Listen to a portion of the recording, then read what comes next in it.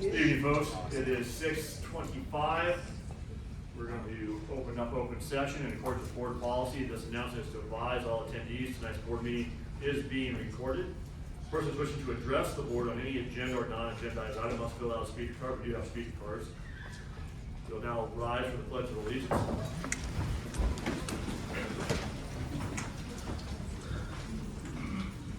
Karen, if you'll please lead us.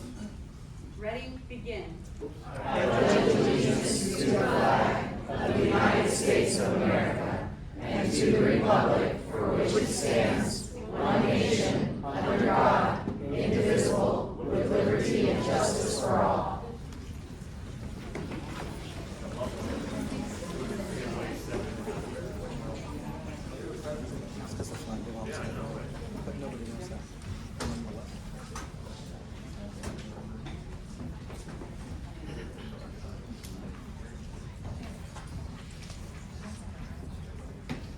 Moving on to the adoption of agenda. Board, we have an agenda to adopt. We have a motion on the matter. Motion. Motion by Karen, second. Second by Anthony. Please vote. We do have a speaker card. We have a speaker card on the adoption of the agenda. I apologize. One moment, please. This other. Here we go. No worries. Priscilla, please.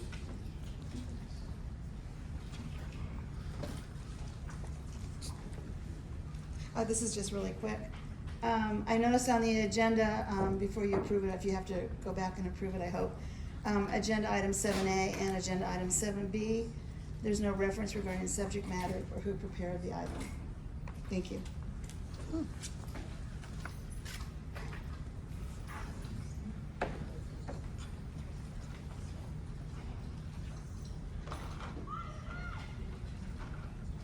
With the motion, please vote. First was Karen, second was Andrew.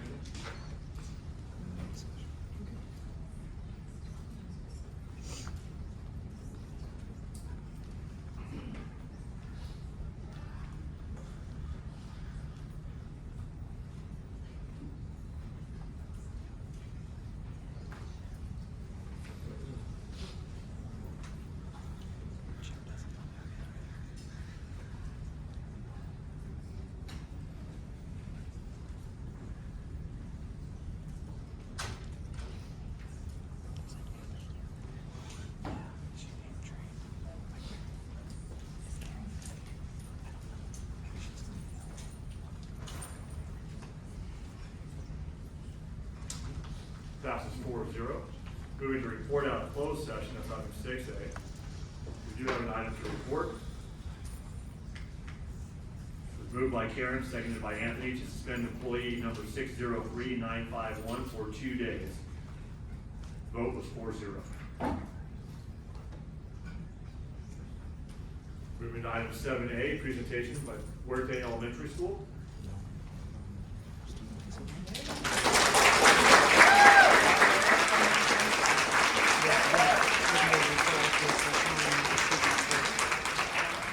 Good evening, governing board, Dr. Miyashiro, guests, thank you so much for hosting us tonight.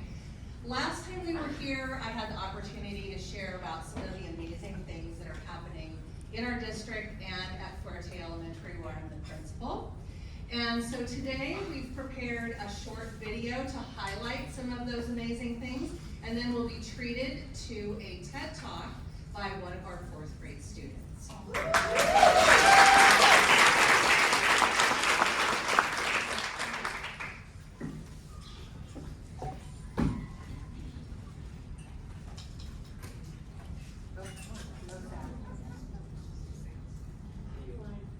Pause, rewind.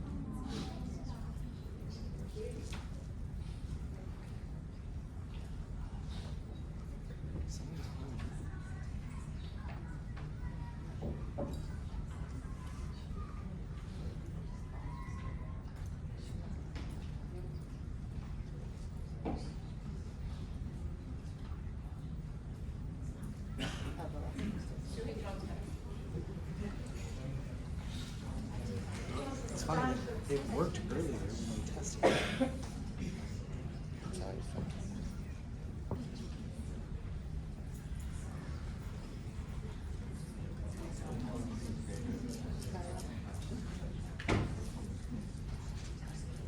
has to change the audio. Stupid terms here. Yeah, he tried to say the board doesn't have the same notes. And I made my comment. But I'm like, well, there was no board member represented on the notice of Jeremy Thorne. He's the director of student services, education services. Up there. I don't feel like something's coming up. Wow, right up on the dais, huh? I guess so. Well, I'm sure he will. What's the district attorney sitting next to Councilman Bishop?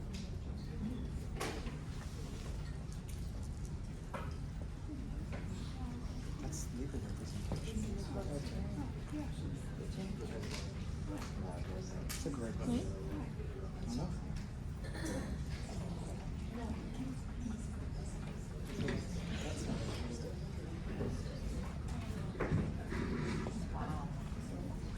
Oh, now they're just gonna move the microphone down. Okay. I mean, that works.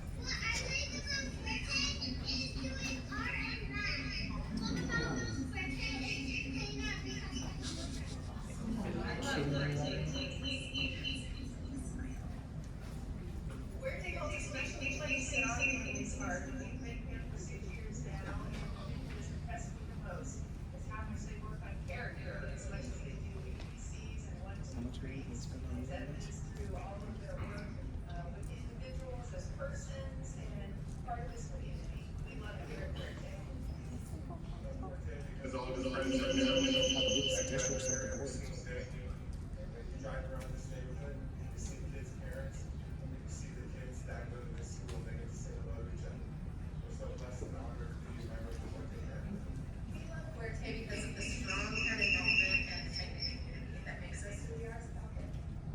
What I like about Fuerte is all my people I work with, the kids here, and how we all get along, we all work together as a group, as a team. And I love it here. I love Fuerte because they have amazing staff and The teachers. fact that Like, the I audio went doesn't to such a as a big educator. multi-million-dollar district and they can't get shit done. I fit in and made friends right away. Well, I look up Fuertes and hands-on activities that make learning fun. Teachers are awesome! But like I said in the testimony earlier, I've been here since before 4. Audio.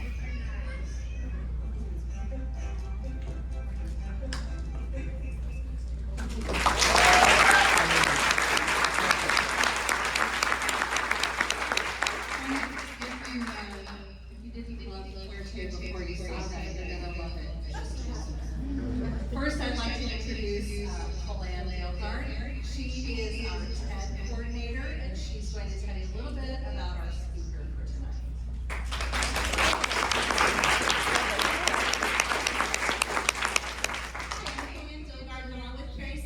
I have the opportunity to lead our 10th Ed Club at Fuerte. This year we've had almost 40 kids meet every week from the beginning of the school year until now to work on their TED Talks. They all just gave them in assemblies recently. We've had kids perform, as you saw in the video, at the Science and Innovation event.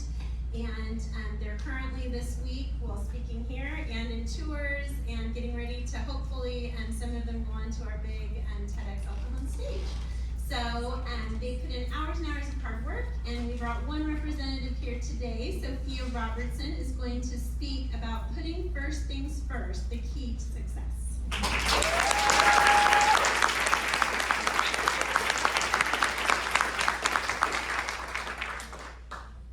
Have you ever had an assignment that you just waited to do, then later the due date rushed to do it?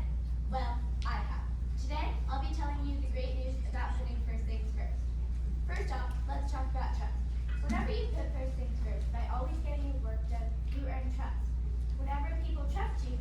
knows that they can rely on you.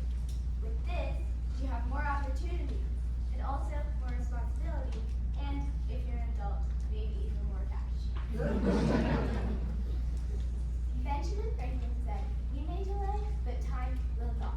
When you start getting into good habits, such as putting first things first, you'll first find it frustrating, not being able to go home and start playing with your friends. Then you'll find it easier, as it fits in your routine. When you get in a routine, it can become calming and can help reduce anxiety. Then, in the end, you won't even need to think about what you're doing. You'll just be doing it. This part is all about how you can take action. You need to know what the consequences will be, so I'll give an example. One time, I had math homework, and I waited and waited and waited to do it until the last minute. In that time, I hurriedly started rushing to solve the problem and ran into the car to be ready for school.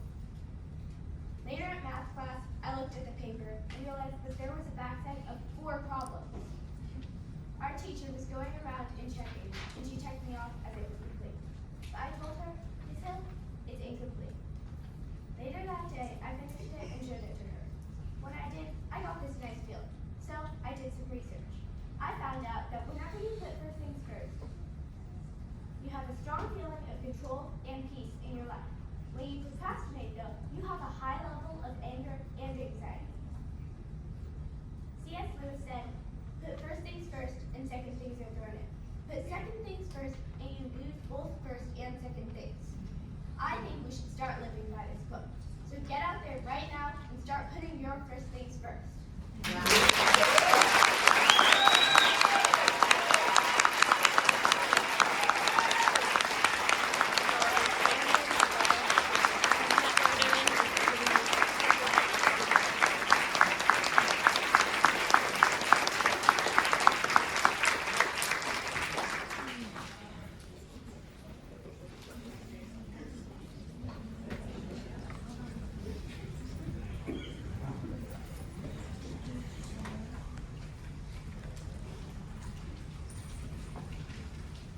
From a former Fuerte Falcon myself, I am very proud. Congratulations, that was outstanding.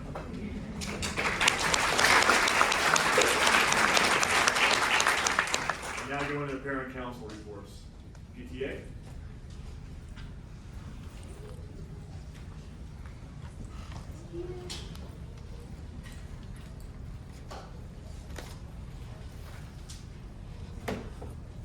Good evening, everyone. Dear board, thank you for having me this evening. My name is Edith Hernandez, and I'm Cajon Valley's council president. I would like to present our council PTA report for the month of February. I have a lot of exciting things to share. Late January, I was invited to present a workshop at the 2024 CABE Dual Language Conference in San Diego State University. During the conference, my son and I share our bilingual journey and the importance of multilingualism. We highlighted the importance of biliteracy and how students can earn a state seal of biliteracy at the end of high school. In Cajon Valley, we have a wonderful diversity of languages that unfortunately decays as our children grow. As a community member, community leader, we need to work together to support students and families district-wide not to lose their mother language and provide them with tools and information so their children can start a multiliteracy pathway at an early age. Some of the options are creating clubs at each one of our school sites that can aid on those particular languages, or look at options like Johnson Elementary, Lexington, and also Bostonia Global. On February 28th, Cajon Valley Council PTA, Magnolia PTA, Hillsdale PTA, Rios PTA, Fuerte PTA, Principal Coffin from Magnolia, and Trustee Karen Mejia attended 9th District's PTA Founders Day Conference. PTA Founders Day is a time to highlight and take pride in our achievements as a community and renew our commitment to being a powerful voice for our children, a relevant resource for parents, and a strong advocate for public education. During PTA Founders Day, Lila Hayes, a kinder student from Avocado, earned an excellent award for her art piece she created to participate in the Reflections Art Program. Lila's artwork is being displayed tonight at a 9th District PTA Art Gala and is moving up to State PTA to be considered for further recognition. All of the Reflections artwork was kindly also displayed by the BAPA team at their art exhibition on March 2nd and will be also displayed at the TEDx Kids at El Cajon event on May 11th. This year, our PTA Council will be proudly supporting the students participating in the TEDx Kids at El Cajon event for second year in a row. On March 2nd, I attended the San Diego Festival of Science and Engineering to support some of the speakers who presented their TED Talk at the Snapdragon Stadium. I want to take a moment to acknowledge Jim Petraglia, Dr. Miyashiro, Howard Shen, and the entire team of TEDx, teachers, and administrators for helping our students shine despite the poor weather. Being a mom of a former TEDx speaker, myself, I will always be grateful to Dr. Miyashiro and all of the TEDx teachers at each school site for having this literacy program and clubs available for students so they can express their thoughts and share their ideas with the world. This year, we had students from Avocado, Bostonia, Crest, Fuerte, Hillsdale, Hamasha, Lexington, Magnolia, Rios, Rancho San Diego, and Vista Grande representing their school site. If you are a community member, please come and check out their event on May 11th at the Magnolia Theater. On behalf of our PTAs who couldn't be here tonight, I would like to highlight some of the wonderful work they have done in the recent month and how they are using some of the funds they have raised in their communities. Fuerte PTA, Marito Fuerte, is planning a student field trip to the Start of India Museum in San Diego, and is helping organize a promotion party and a student dance. Lexington PTA is hosted a fun Valentine's Day dance. Bostonia Global, they are hosting a book fair, and they brought to campus a Magic of Science show. They hosted a Subargo assembly, organized a craft fair where students of all grades had the opportunity of making and selling items made by themselves and in alignment with the world of work. And they also hosted a field trip to Mission Trails for third grade students. Vista Grande, they hosted their mother and son kickback tournament, provided transportation to a field trip for fourth grade students to Mission Basilica, San Diego de Alcalá, and a field trip for third graders to Heritage of the Americas Museum, and helped provide games and prizes for their monthly health and wellness fair organized by their counselor. Also, their PTA president, Terry Mercurio, who's also a treasurer at council, helped facilitate a field trip so 30 students from 3rd to 5th grade could go and participate in a Disney music workshop. These students had the opportunity to learn about the music of Disney and fundamental skills, breath control, diction, and sight reading. They also discovered how phrasing and dynamics can add emotion to any piece of music. Making this happen took some work and organization, so we want to acknowledge Vista Grande President Terry Mercurio, Principal Tita Bautista, Janet from the Transportation Department, their teacher Miranda Cook, and 28 parents who kindly volunteered to make this an unforgettable experience for the kids. At Hillsdale, they organized a successful student Valentine's Day dance, which included commemorative photos for each student who wanted them, a royal court, and an awesome DJ. Thank you, Coach Gombayan. They organized a makerspace supply drive to help support hands-on learning for all students. They raised funds to support teacher grants to help learning apps such as a fully funded school-wide subscription to BrainPop. They purchased solar eclipse glasses for every student, makerspace funding, and paid for items for Spanish elective promotion. They also planned a parent education night supporting their tobacco-free grant criteria, which they will include in their general association meeting coming up. They are providing dinner with a food truck, games, and prizes. They are in progress with a pep rally for their students, which will be informative and support the grant criteria regarding being tobacco-free, but also fun. They will be providing fun games and activities and free prizes for their students at lunch. And I do want to take a moment to acknowledge that Hillsdale did earn a grant from National PTA to fund this activity. Crest PTA, this year their PTA unit plans to fund roughly about $8,000 in field trip expenses for their students. In January and February, those funds were able to cover business like the buses to the Children's Museum, Star of India, Birch Aquarium, and California Pizza Kitchen. In January, they booked a math science assembly for their TK through 4th grade students. As a service, during Kindness Week, they gave every student a bracelet with a positive quote card. On Leap Day, they gave each student a Leap Day Facts info card with a Leap Growth toy. March was busy for them. It's gonna be a busy month for them. They're hosting restaurant night, dinner night out, family reading day, a planetarium assembly, and a yogathon this Friday. April is National Volunteer Month, so we kind of remind our school site administrators, teachers, staff, and community to acknowledge the time, work, and contributions of PTA parents and volunteers. Our PTA board members kindly donate their time and efforts to make each school a better place. If you want to get involved and support, please reach out to your local PTA. Thank you for your attention, and I would like to also introduce Katie Wardell, who's going to be reporting for Hamashot.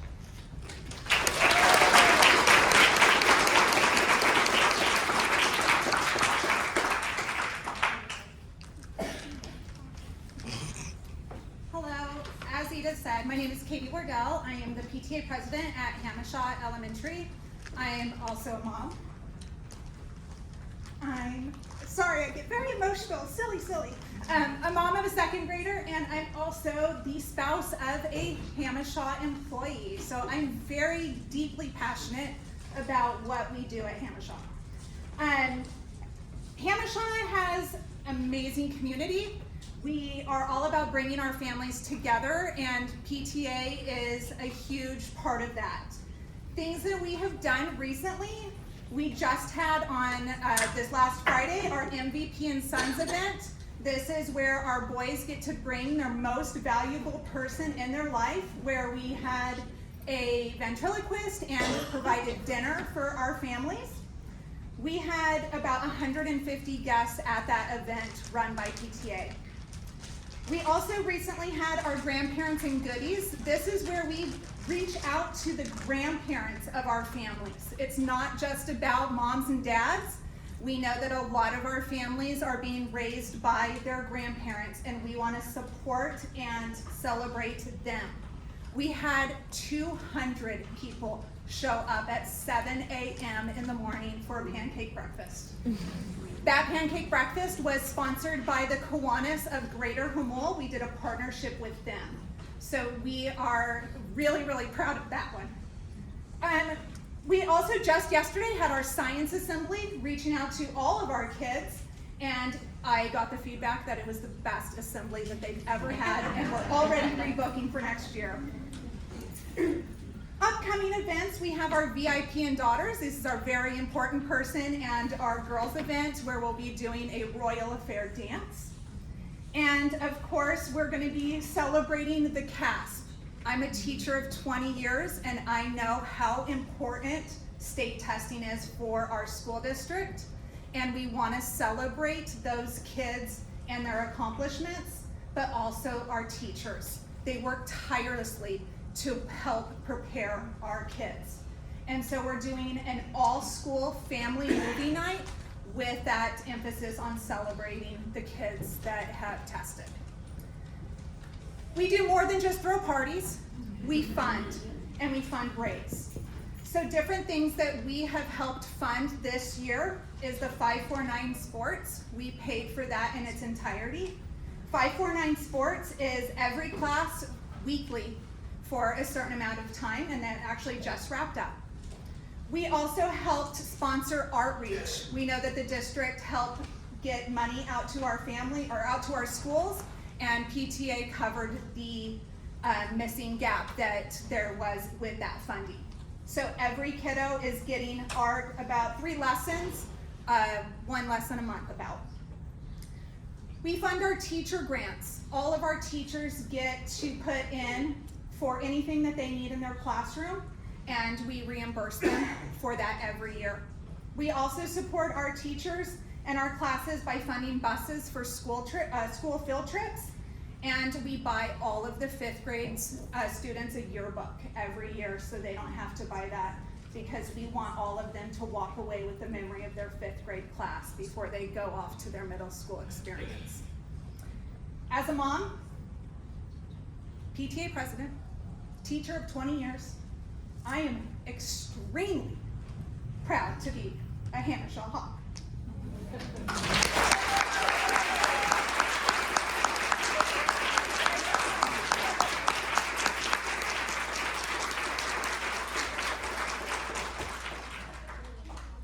Trustee PTO.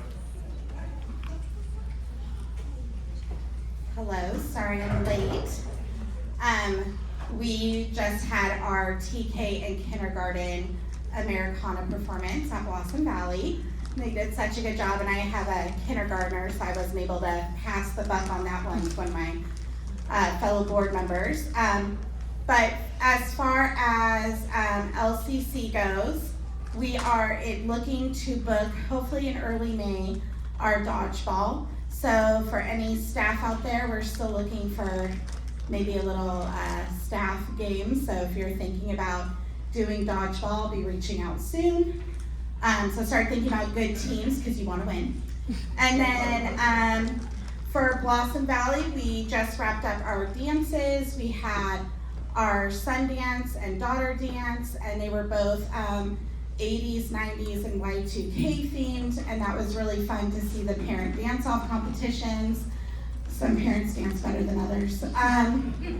Then we also recently had our Jogathon, which is our biggest fundraiser of the year at Blossom Valley. Our goal was to raise $35,000, and we raised over $45,000. Wow. So that was really good.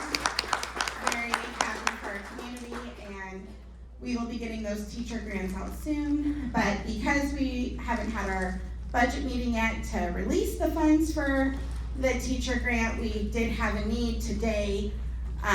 You know how those things come in, like we need butterflies today, you know?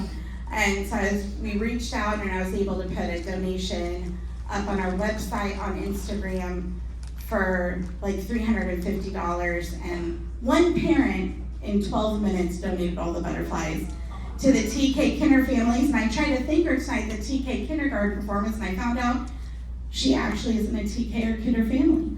So she just wanted to make sure that our kids had the butterflies they needed. So it's really wonderful to be part of such a great community, and you know, I think we have the best staff in the world. They're just wonderful and provide our kids with so many wonderful, what the cool kids call core memory experiences. So thank you. I'll keep it brief because it seems like it's long. If I was late, I made it for this.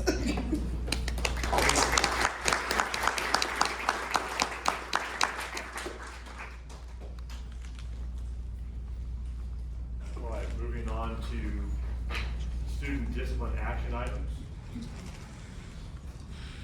Did you have a speaker card on this particular matter? Mr. Lovely?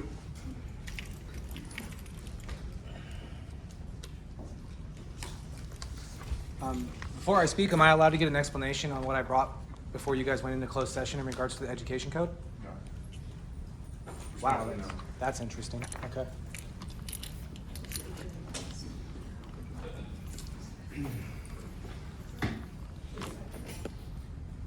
Can you wait till I'm seated and ready?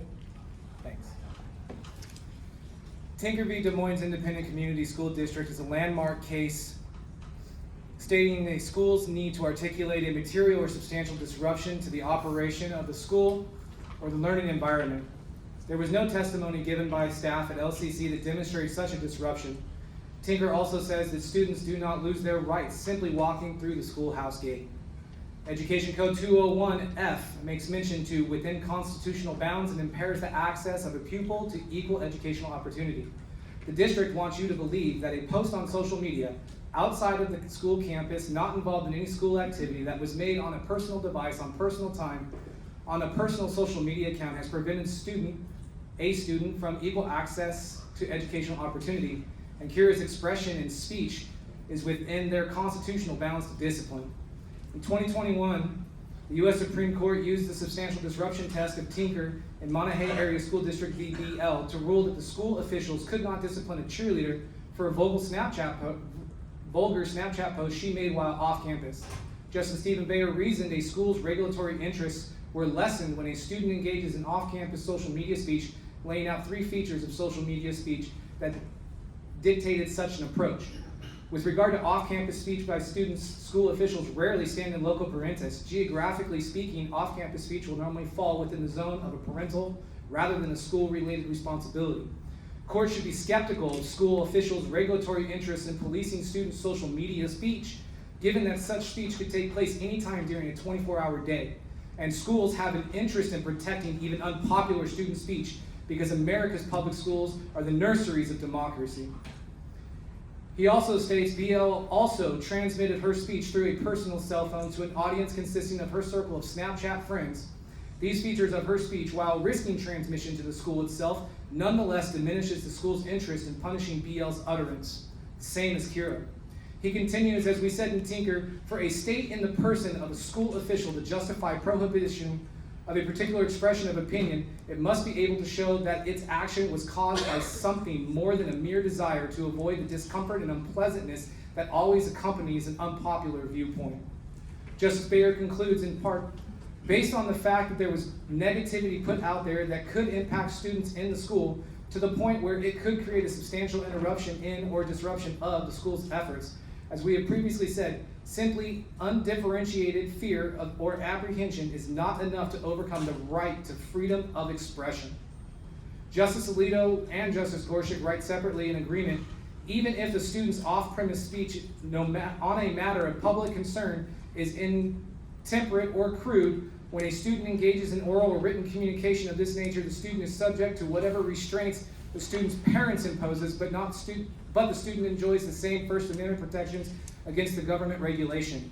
Bullying and fighting have been at the forefront at LCC, enough for administrations officials to hold public meetings in January and February to get parent perspective, input, and feedback, as well as adding new disciplinary actions that do not conform to section 48900 of the Education Code. Mr. Lover, you got time. Did you get time?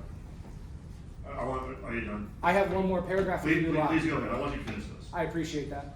The justices conclude she sent the message and image in question on her own time. They were transmitted via a medium that preserved the communication for only 24 hours. She did not send the message to the school or to any administrator, teacher, or coach, and no member of the school staff would have even known about the message if not for BL's friends had taken it upon themselves to spread the word. Thank you for your time, Mr. Lover. Appreciate the extra time. Thank you, board member.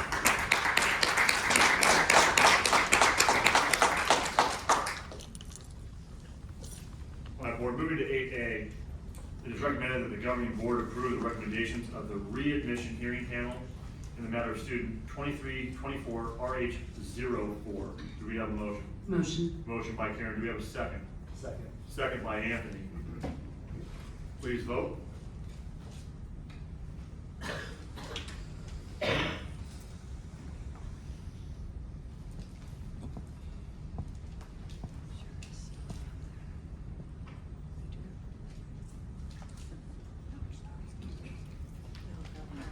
Confused why I don't get the explanation.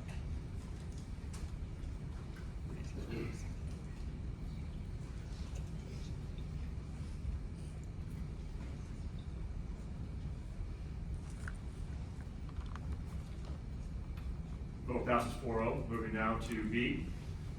It is recommended that the governing board approve the recommendations of the readmission hearing panel in the matter of student 23-24 RH05. Do we have a motion on this matter? So moved. Moved by Anthony. Do we have a second?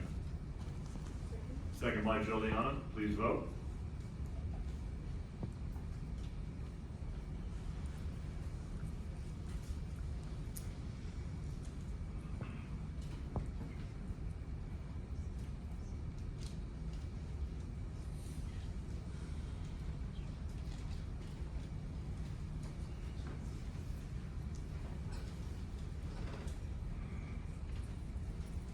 Matter passes 4-0. Moving now to item 8, subsection C.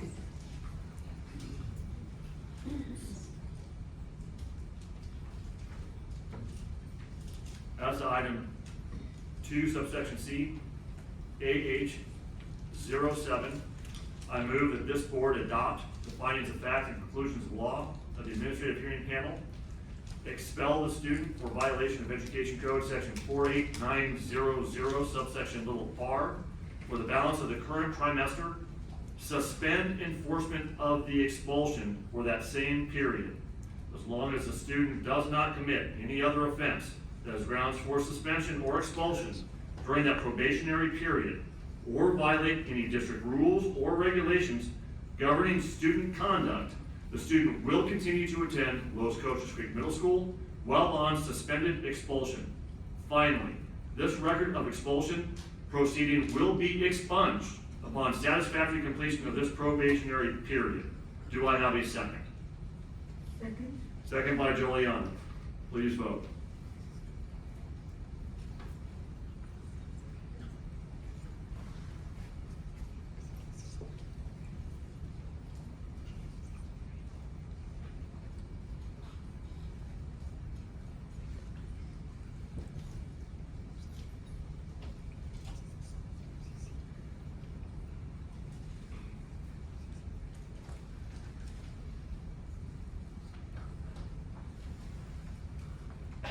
Matter passes 4-0. Moving to 8 subsection D. It is recommended that the governing board approve the recommendations of the administrative hearing panel in the matter of student 23-24, AH08. Do we have a motion on this matter? Motion. Motion by Karen. Is there a second? Second. Second by Anthony. Please vote.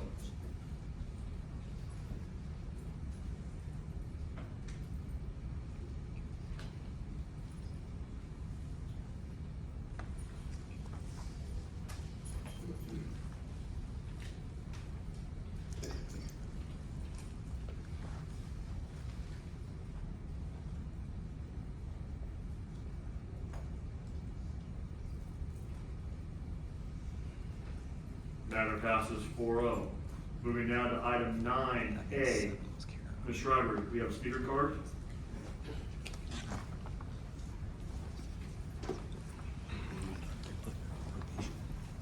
Good evening. Just a quick note for clarification. I know we talked last month about the Robert's Rules of Order for Parliamentary Procedure, and that's noted on the consent agenda items. But it also notes that the consent agenda items goes through a board subcommittee for review. And I know in December you had your organizational meeting and you talked about your committees. I do not see a board subcommittee note on there that reviews your agenda items on consent matters. So at some point, maybe some clarification on that. Thank you.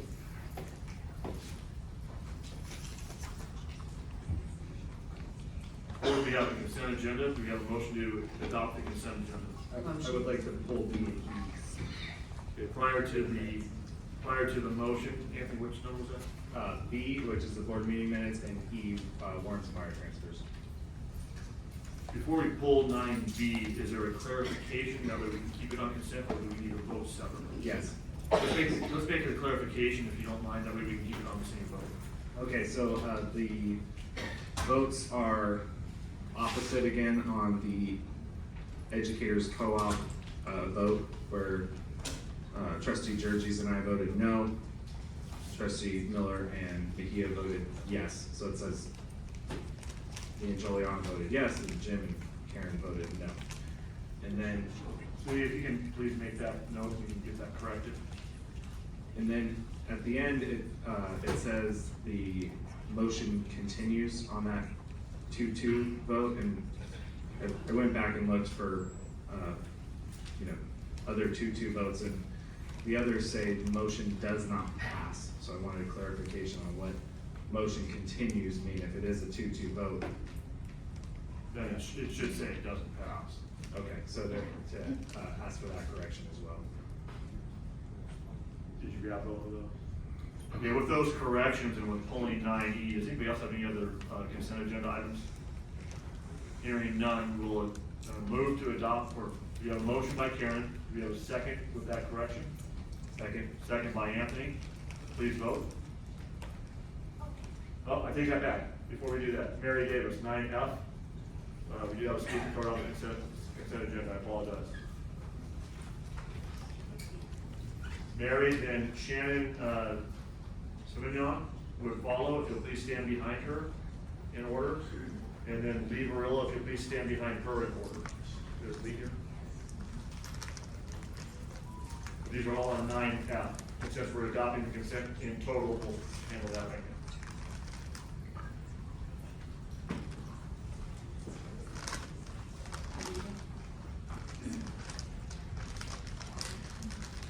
I'll just get started, I'll be very brief here. So, I have concerns about the travel expenses. I am a government watchdog, or you could actually refer me to as your accountability partner. And so what I'm seeing in other districts, particularly Chula Vista, continue to approve travel while they turn around and do staff layoffs, and that is absolutely unacceptable. Staff needs to absolutely come first. So I'm asking you to rate in your travel and actually put a complete freeze on it. I believe districts now, the way the state is, should go on to what I call an austerity budget, and there should be no travel or any discretionary spending until you get a solid amount of reserves and you can guarantee your teachers that you have absolutely no layoffs. So thank you very much.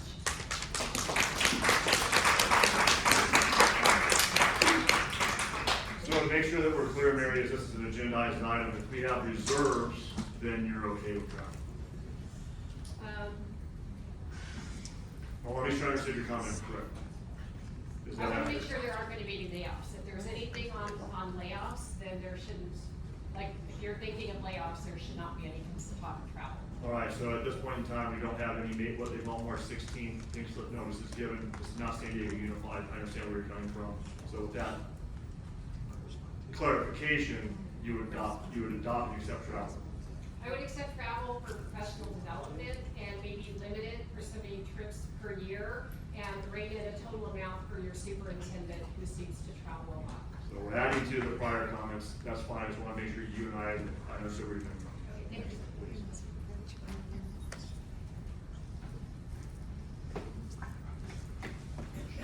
Hi, good evening. My name is Shannon Savignon. I teach first grade at Hamashaw, where our wonderful PTA parent does so much for us. I just want to thank the board and on behalf of my colleagues for approving the opportunity for us to attend a conference in July called Elevate Your Classroom, specifically for kindergarten through second grade teachers. Our district focus this year is on literacy. As an elementary teacher, we are very passionate about literacy. We love teaching our kids to read. We love learning new things, and we love helping our children learn and grow. So we appreciate the opportunity to attend this conference. We thank you so much, and we can't wait to learn some more things to bring back to our classroom to make reading even better. Thank you. Thank you.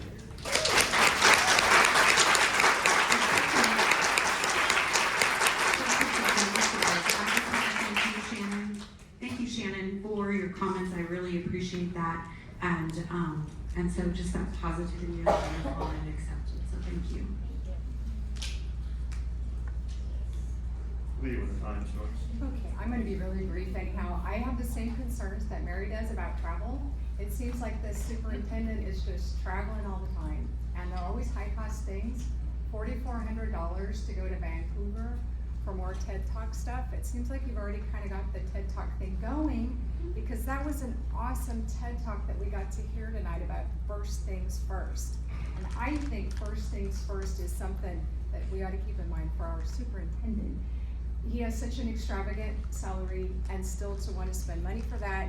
And then also, that's right in April, and then in May to go to Pennsylvania to a conference that's gonna be, where is my note? $3,000, a town hall summit. I don't even know what that is or what that's for or why that involves this district and taxpayer money. So I wanna be a watchdog too, like Mary, and I think that the state is losing, if you're not gonna get as much money for this district, and I think you need to be a lot more careful about where you're spending money. I don't think it needs to go for all these flashy things. I think it needs to go you know, for the kids and for the teachers. You've got hardworking teachers here, and I believe they got a 2% raise last year. It was very small. And so please think about that before all of your travel and your own advertising. Thank you. Thank you.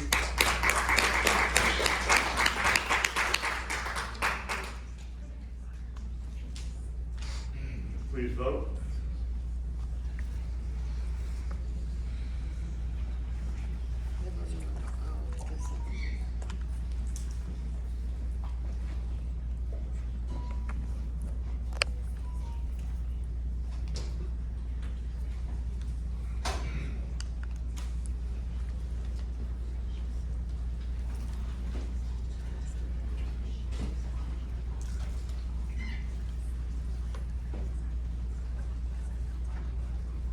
Matter passes 4-0. Now Anthony, you pulled 9E, so we're doing 9E separately. Yes, on 9E, there is purchase for some books. And it was just a question more so is if we buy books school-wide, what is the process for those to be added to our district's book catalog so that parents, students can see what books are available at each school site? So maybe a question for Karen or the superintendent? Karen, do you, are each book, if I understand Anthony's question correctly, the books that we purchase, do they go into our catalog somehow? We catalog books. I don't know exactly what books these are or that you're referring to, but we do have a catalog of all of our books, especially the ones that are specifically for the libraries. With the literacy team, we are going to be looking at more and more purchases of books because we definite need is developmentally appropriate books in classrooms, not waiting for a visit to the library. David and I were talking today about we need a process for when there are questions brought up by parents for any reason. We do need a process to look at those items, and we're going to be working on it. All right, thanks, Karen. That was all my only question. All right, with that, do we have a motion to adopt 9E? So moved. Moved by Anthony, do we have a second? Second by Karen. Please vote. Yes. All in favor, please say aye. Aye. Hearing no nays, now it passes 4-0. Moving down to action items, we're at 10A. I don't have, make sure, no 10A comment card. It's recommended that the governing board adopt the proclamation in support of Employee Appreciation Weeks. Do we have a motion? Motion. I'll second that myself. Do we have any other discussion? Hearing none, please vote.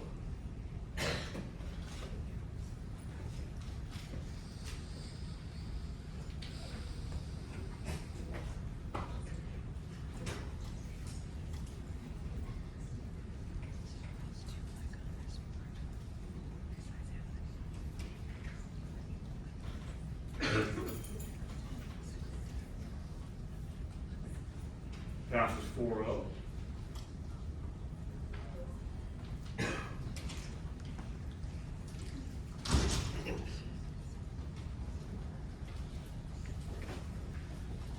Moving down to 10B. It's recommended that the governing board adopt the proclamations in support.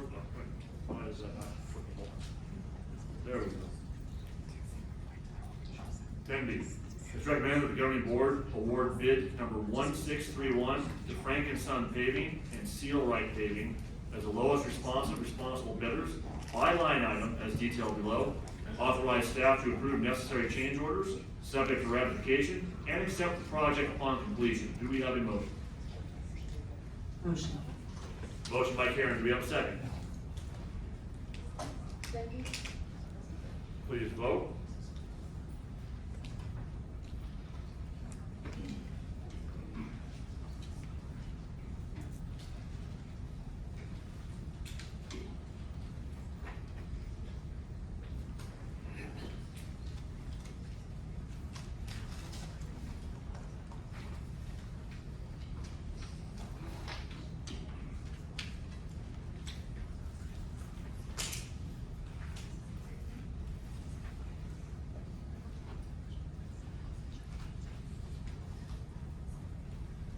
Matter passes 4-0.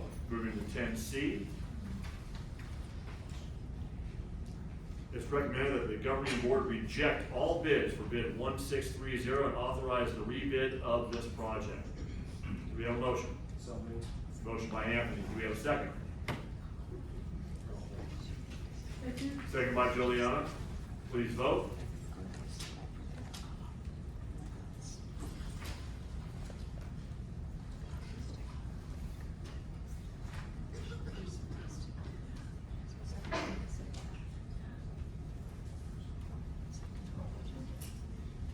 Accidentally put a hole in that when I was signing it, sorry. Matter passes 4-0. Moving now down to D. It is recommended that the governing board authorize staff to award bid 1632 to Handy Industrial as the lowest responsible bidder, authorize change orders, and accept the project upon completion. Do we have a motion on this matter? Motion. Second. I was waiting for Anthony. All right. Any other discussions? I just want to thank Scott, Sharon, Clay, and I think John Heredia had something to do with this too, so thank you guys. I think the Crest community will be very thankful that the drainage issues on that lower field are going to be handled. 100%. All right, please vote, board.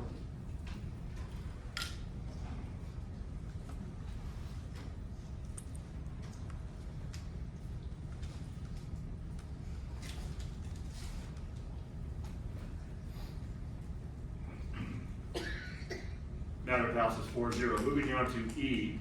It is recommended that the governing board award RFP number 1628 to Vector Resources, Inc., doing business as Vector USA, as the highest ranked proposal offering best overall value, and authorize staff to approve necessary change orders subject to ratification and accept the project upon completion. Do we have a motion? Motion. Motion by Karen. Is there a second? I'll second that myself. Any questions or discussion? Hearing none, please vote.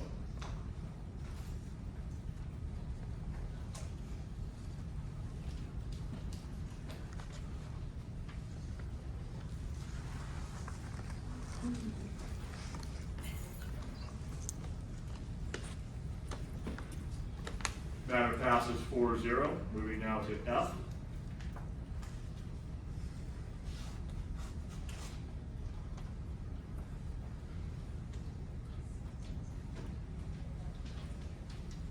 It's recommended that the governing board award RFP number 1629 to Vector Resources, Inc., doing business as Vector USA, as the highest ranked proposal offering best overall value, and authorize staff to approve necessary change orders subject to ratification and accept the project upon completion. Do we have a motion? Motion. Moved by Karen. Do we have a second? Second by Juliana. Any questions or discussion? Hearing none, please vote.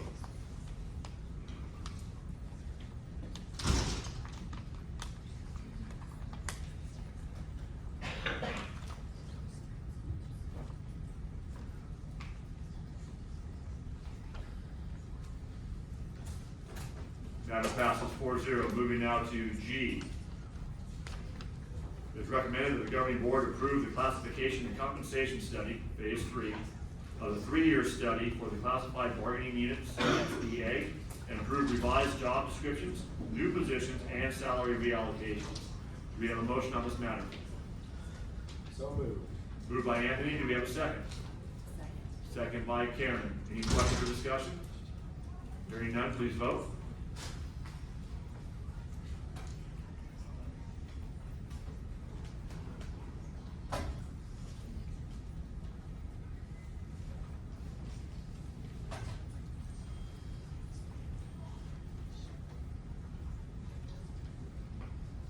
Passes 4-0. Moving over to H. It's recommended that the governing board adopt the resolution to eliminate certain classified positions. Do we have a motion? Motion. Motion by Karen. Is there a second? Second by Juliana. Questions or discussion? Hearing none, please vote.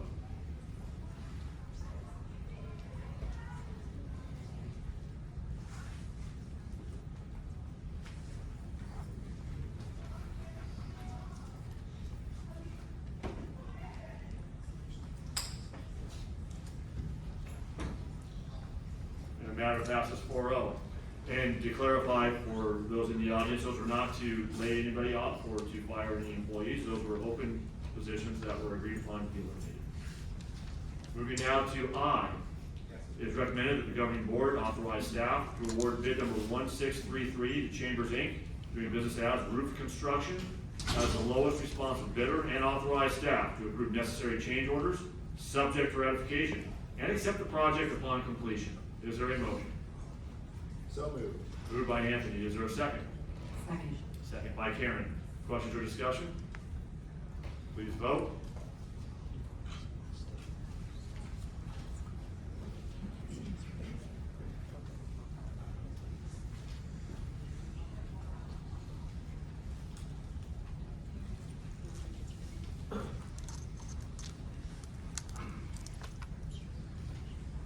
Matter passes 4-0.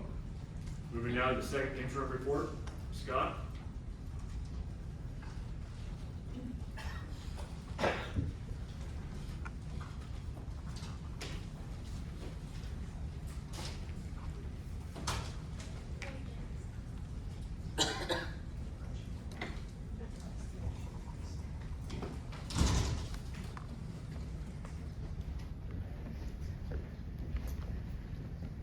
Are you gonna have the fun presentation like Miranda? I am. Thank you. We're doing a presentation. Okay, nobody's budget.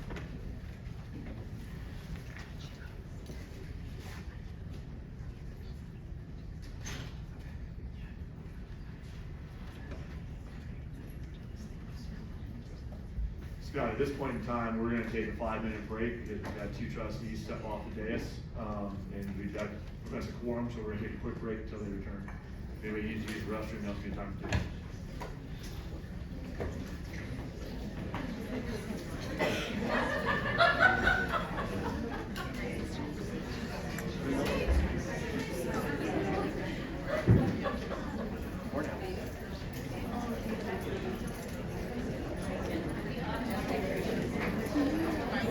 I don't know about that. I didn't check the non-agendized spaces. I think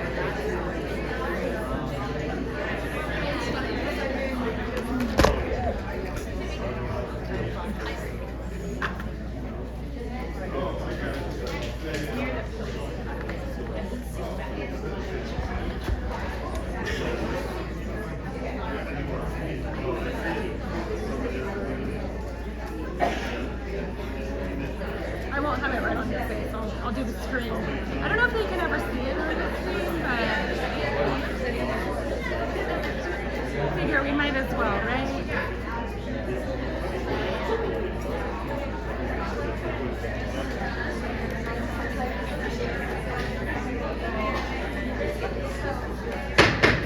Folks, we're gonna reconvene. I'd like to see everybody mingling, that was awesome. Scott? I've never seen a line in the women's bathroom on a board night. I'm just gonna say. It's a party. Scott, you're a big draw tonight, buddy. It's nice. All right, please start. All right. Well, good evening, members of the board. It's my pleasure to join you tonight. Usually it's Miranda sitting here, but as Chrissy said earlier, there's a big kindergarten presentation at Boston Valley tonight, so I gave her the night off to take that on. So You could have given me that. take it. So this is our second interim budget. This is our second really change to the adopted budget for the board tonight. It covers things through January 31st, all transactions, revenue and expenses. And this is our first really good chance to adjust the budget after the governor's January budget came out. As you probably heard, the state is not doing so well right now. The state looks at a 3-year budget, last year, this year, next year. It was forecasted to be $68 billion in the hole, now it's up to $78 billion. The governor is trying in his efforts to try to keep education spared, but since he came out in January, it's continuing to get worse. So we'll see in May when the governor comes out with his revised budget, what he prepares for education. But this is our snapshot today as what we know that was proposed to us. So looking at the combined unrestricted and restricted general fund, a lot of the future slides will be on the unrestricted side because that's really where we focus most of our attention. We expect all of our restricted programs to stay within budget. And so this is a combined effort. One thing I'll talk about tonight is our UPP, our unpaid pupil percentage. That has continued to go up, which basically based on our numbers at CalPads, we're getting about $2 million more now in our supplemental concentration dollars looking forward. We also have a new grant that we put in here for some literacy coaches and reading specialists at Lexington and Narinka, about $1.4 million. Overall, the total general fund budget, you can see it's pretty much the same. There's some changes, but $4.5 million more in revenue and $4 million less in more in expenses. So the net is a slight improvement on the overall bottom line. I just want to comment, since this is a combined budget, the majority of that shortfall of $15.7 million you see there is on the restricted side. We'll show the unrestricted side in a second, but we have a lot of programs that we anticipate spending down this year. Educator effectiveness is a lot of our professional development, learning recovery block grant, arts music block grant. Those are forecasted to spend down, so it's natural to see some deficit spending in the restricted side of the budget. This is now looking just at the unrestricted side of the budget. Again, $2 million more. Supplemental concentration is considered unrestricted, even though we have an LCAP, we have priorities. So it's, in my mind, it's quasi-unrestricted. We can't use it for anything we want. Or the base funding we get from the LCFF local control funding formula is unrestricted to use however we see fit, but it does show in the same area. So you'll see a $2 million increase because of what I just mentioned, our UPP count going up. We also see a higher interest revenue generated between first and second interim.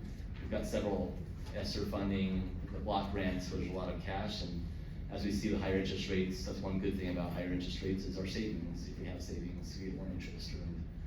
We've had our salary settlement, and I want to clarify a comment earlier, it was 7% for our staff last year, and 2% one time. That is all been paid out to our staff now, so we've aligned the budgets based on those expenditures. And then we continue to see a special education and our routine restricted maintenance account needing additional contributions from the unrestricted side of the budget. Those are two areas where we don't really have separate funding to support the full needs of those departments. Overall, we've seen a slight improvement in the second interim for our unrestricted side of the budget. We're only showing a 2.9 deficit spending in second interim. I did anticipate that to go down a bit more because a lot of times we budget to spend everything we have, and that will not be the case when we close the books. So I want to talk a little about the changes between first and second interim. The biggest change is the COLA. No change for this year, 8.22, one of the highest in the history of California. And then we're going to, right now, is 0.76 is the projection for next year. That was almost 4% at first interim. That's what we were basing our budget on. That's a huge drop. 0.76% is the cover step and column for our employees, health benefit increases. It's a very meager amount. That's having a big impact on our multi-year projections. And then you'll see the out year 2026 about a 0.5% drop. Enrollment, good news. We are seeing increased enrollment in our district. So not a big change for the current year, but we're forecasting a flat enrollment going out. With our TK expansion, transitional kindergarten, that's helping offset our higher middle school graduating classes. So with just kindergarten and 8th grade, we were losing kids for a while, but now expanded TK, we're seeing more stable enrollment. So that's good news as we look forward to the budget having not declining enrollment. Funded ADAs is another story. Right now you'll see a slight increase for this year, not much, but we're based on a 3-year average right now. Starting next year, that is going to go, the number is actually higher to be on a current year ADA, but it is still about a 300 drop ADA, so that will impact next year's budget. Even though our enrollment's going up, our ADA is not where it needs to be. I just did a quick calculation. We used to be at about 95.5% attendance by our students before COVID. We are about 91.5%.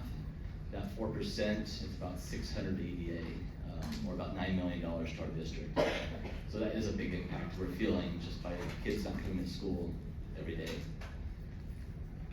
And then our UPP, as I mentioned, you'll see an increase this year, but also that is also a 3-year average. So we're expecting that to potentially, unless something changes dramatically next year, that number to continue to go up and bring more supplemental concentration revenue into the district. This is a graph I share every time, kind of those same caveats I just mentioned, with enrollment being the bars, and the decline, and we see it going up. The upper line is the ADA percentage. Again, you see the big drop where it used to be in the far left in the 95.5%, 96% range. And then the bottom line is the unduplicated count. Again, we're seeing an increase in that. So multi-year projections, again, there's the same information on the ADA. For next year, you'll see a slight increase in LCFF revenues. The reason it's only slight is because of the big drop in COLA I talked about previously, and then our ADA, dramatically going down, but offset, and I'll show a good slide about that on supplemental concentration, helping that. And then in the out year 2026, you'll see an increase because our COLA is projected to be higher, and we're showing more of a stable ADA at that point, so we don't have that offsetting entry. And then I just want to kind of point out local revenues that drop there. We generally budget conservatively, so donations that you heard tonight, several big donations that our PTAs are so nice to provide our schools. We don't budget those till they come in. So you do see a drop there, and we don't forecast as much interest being raised locally. So and some grants that are falling off. So we don't forecast that going forward. And then looking at the expenses, not a lot of change in the multi-year. We do budget step and column. We don't budget any salary increases in our multi-year. So we do have a slight increase as you look out for step and column. Not a big change between this year and next year because we did have a 2% off schedule, which is one time for this year. It's kind of covering the step and column, which would normally you'd see that in the forecast. Employee benefits, we're still seeing PERS retirement for our classified employees continue to go up, that calculation from the state. And then health benefits continue to go up. You'll see a drop in books and supplies and services. Those are mostly because we have a lot of one-time carryover that we budget this year. We don't forecast that spending out past the current year, so you do generally see a fall off. And then in capital outlay, we've just got some projects that in the current year that we've budgeted for that we don't anticipate going on out of the general fund. Indirect costs, that is kind of a multi-thing. ESSER funds, I mentioned, COVID is expiring. That was a big indirect cost, or what we charge programs, restricted programs for our payroll processing, our lights. We can't charge those back to the programs, but we have an approved indirect cost rate from the state. when those restricted programs go down, like ESSER going away, we see less indirect costs coming back. It's kind of and you see a negative expense. It's helping our expenses overall in the unrestricted side of the budget. And then our indirect rate is generally going down about 0.75% next year.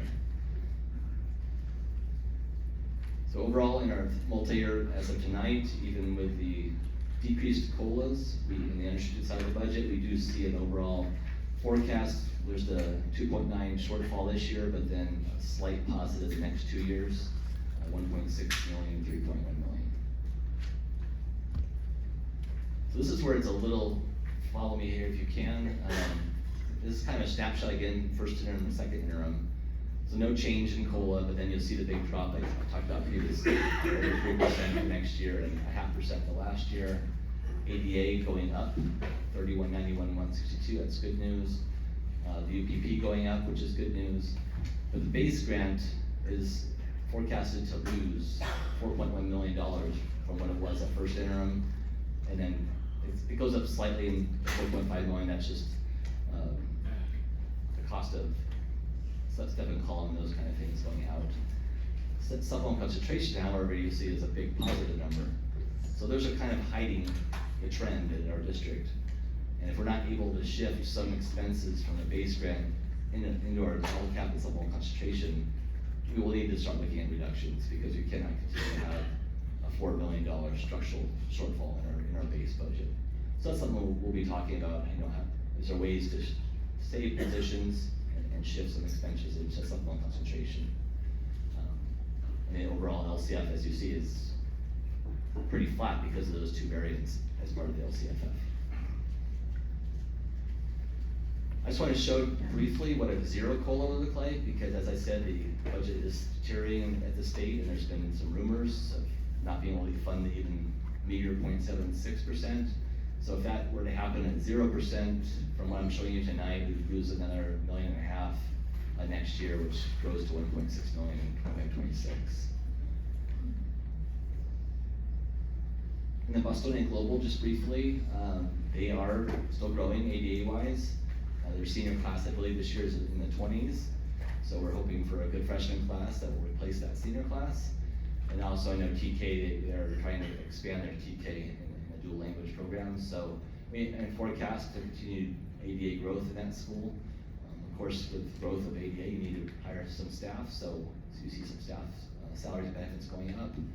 But overall, they've got a nice slight surplus, and their fund balance is starting to slowly increase, bringing them stability for their charter school. So what's not in the budget, kind of talked about these things. Previously, there's step and column in there, but there's no salary increases. I don't see much next year available to us, but the following year, we don't budget that typically until we get to negotiations. COLA, as I mentioned, is going down. It's shocking to me that it went down that drastically, but that's what we're dealing with from the state. And then LCFF revenues, as I mentioned previously, we have the base going down, but the supplemental concentration going up. And the LAO, the legislative analyst, is the nonpartisan from the state, just continues to have their estimates for the shortfall from the state. The governor, in his January budget, tried a lot of trickery, the best way to say it, to solve the budget, and nobody seemed to like his ideas. He was basically trying to keep us whole, but pass that shortfall off to future years, kind of hopefully the state will improve in future years and will resolve it all, but that's really just passing the problem on to future years. So you might get lucky and the state does improve, but it could also not, and then we're in even more hurt. So it'll be curious to see what the governor comes up in his May revise. Next look at the budget will be in June for estimated actuals. We'll kind of refine these numbers a little bit further. We'll have the May revise that the governor comes out with, and then we'll have our proposed budget for next year. And with that, I'll take any questions and ask for your approval of the second interim. Questions by the board?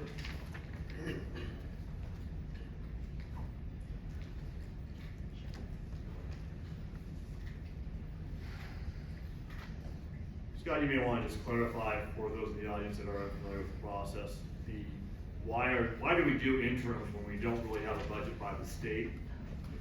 And until we get to June. If you wanna express that, why that process takes place. Well, I think this is just a revision of the budget you adopted in June. So as things go along through the year, we can make changes to that. As the board approves salary settlements, we put that into the budget. So there's a lot of changes throughout the year. These are all requirements in Ed Code of when you adopt them. There's hard deadlines, adoption, first interim, second interim, yes, we have actuals. So it's prescriptive from the state, we just follow that. But normally, second interim, you don't see a lot of changes. Really, it's first interim, you carry over dollars in there, and second interim is just a tweaking. But because of COLA dropping so much, which I haven't seen that in my career that drastic with a COLA drop. We're taking that into account now. Thank you. Any other questions?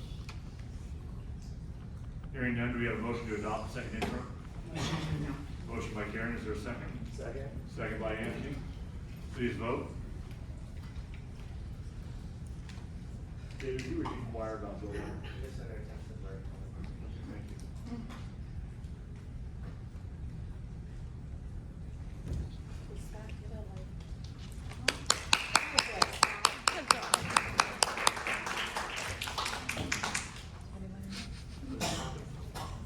Good job, Karen.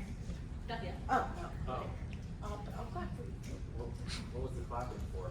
For Scott. Oh, good job,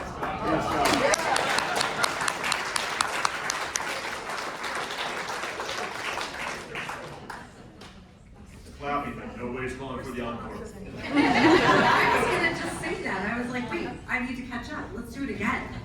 Juliana's coming in. No, thank you, Scott, for the details and keeping us accountable. We move to adopt the second interim report. If there's a vote on your screen, you've got the opportunity to review Trust that. us, that looked at.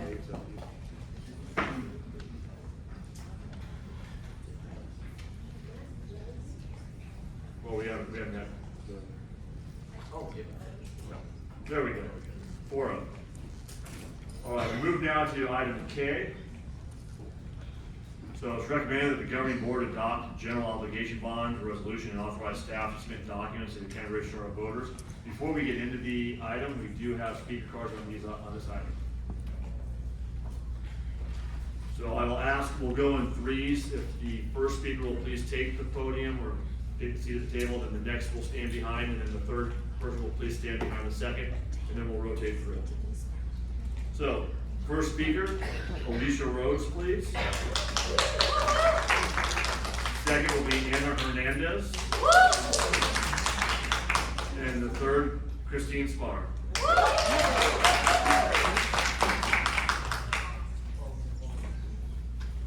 We have multitudes of speakers on this item, so each speaker will have 2 minutes. Good evening. My name is Alicia Rhodes, and I'm a 3rd grade teacher at Johnson Elementary, but also a 2nd generation Cajon Valley educator. So I have a lot of love for Cajon Valley. At Johnson, I'm fortunate enough to work alongside passionate, dedicated, and inspirational staff that truly care for our students. At our site, teachers have worked diligently to help support the diverse and ever-growing population of the students at our site. This year, our staff has worked to bring quality reading instruction to our students through explicit teaching of phonics and vocabulary, and the hard work is paying off. Recently, our K-2 teachers have improved student scores in the core phonics assessment from this time last year, and as for 3rd grade, we've made a 27% growth in our phonics assessment just this trimester.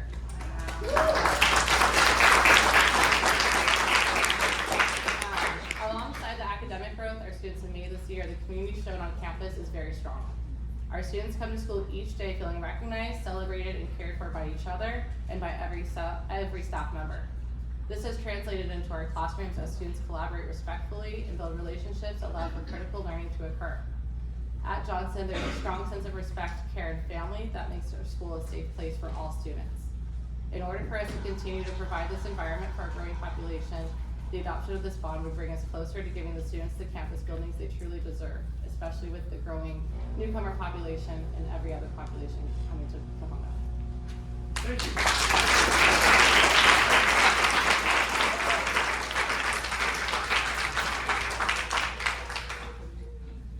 Hi, thank you for letting me speak. My name is Anna Hernandez, and I am a TKK combo teacher for the bilingual program at Johnson Elementary. Thank you. I'd like to come here to speak on the bond. What I don't have to remind you is investing in our schools is an investment in our future. With this bond, we have the opportunity to provide our students with the state-of-the-art facilities, modern technology, and safe learning environments. By upgrading our infrastructure, we ensure that our children have the access to resources that they need to excel. This bond isn't just about bricks and mortar, it's about empowering our students to reach their full potential and preparing them for success in an ever-changing world. The bond will help with our commitment to support our schools and our students. Thank you.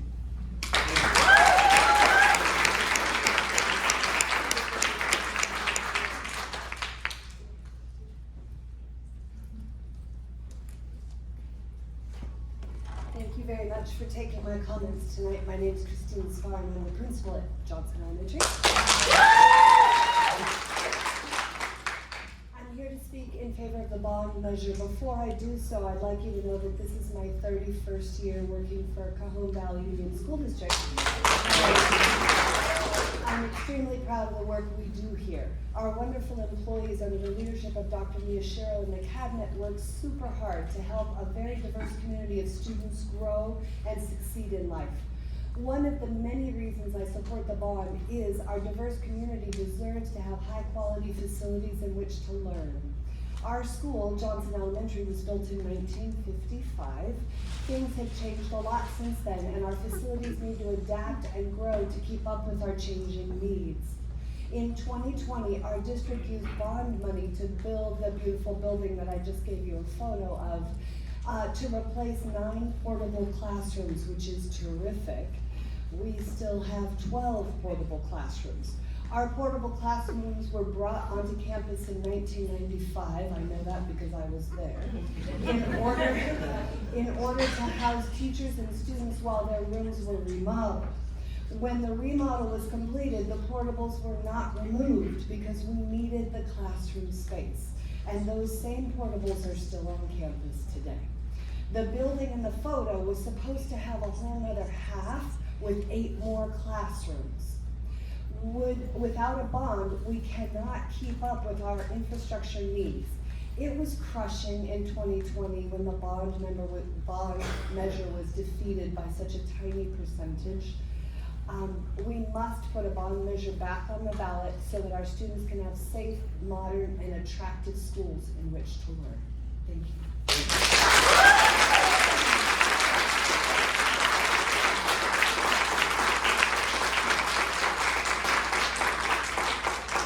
The next 3 speakers, please. Stacy Perkins will take the microphone. Mr. Burton, if you'll please stand behind Ms. Perkins. And then Valerie Barnes will stand behind Mr. Burton. Good evening. My name is Stacy Perkins, and I'm the principal at Flying Hills School of the Arts, where I've worked for 28 years and had all 3 of my children go through the school. During this time, I've witnessed the incredible growth and development of our school arts program from its small beginnings with just 4 classrooms that did the arts in our auditorium, to the expansive, all-encompassing performing arts program it is today with 27 classrooms all within that same auditorium space. Our program has flourished, our students have thrived, but unfortunately our facilities have remained stagnant. When discussions first began about transitioning into a TK through 8 performing arts school, we were told we'd get a state-of-the-art theater with a complete rehearsal space and dedicated music room. This promise, however, has yet to be fulfilled as the first bond initiative was not passed, leaving our facilities in the same state. Our staff, our families, and our students have poured their hearts and souls into building a robust arts program here at Flying Hills. But despite their hard work and dedication, we find ourselves limited by the constraints of our current facilities. Our stage is small, our chairs are uncomfortable, our air conditioning is overpowering, and our stage light is so outdated that we don't have bulbs to replace it, so it's dim and you can't see the stage fully. Moreover, our auditorium serves not only as a performance space, but also as a rehearsal space, a venue for various school events. As our program has grown, so too has our demand for the space, leaving us with little room to accommodate assemblies, APE, PE, and other school events. But beyond the logistical challenges, there is a deeper issue at stake here. Our students deserve a space where they can fully showcase their talents and abilities, where their hard work and dedication can be celebrated by all. A proper theater would not only provide our students with the facilities they need to thrive, but also serve as an inspiration and creativity for our entire community. By placing our bond, sorry, I am so sorry. Thank you for your time.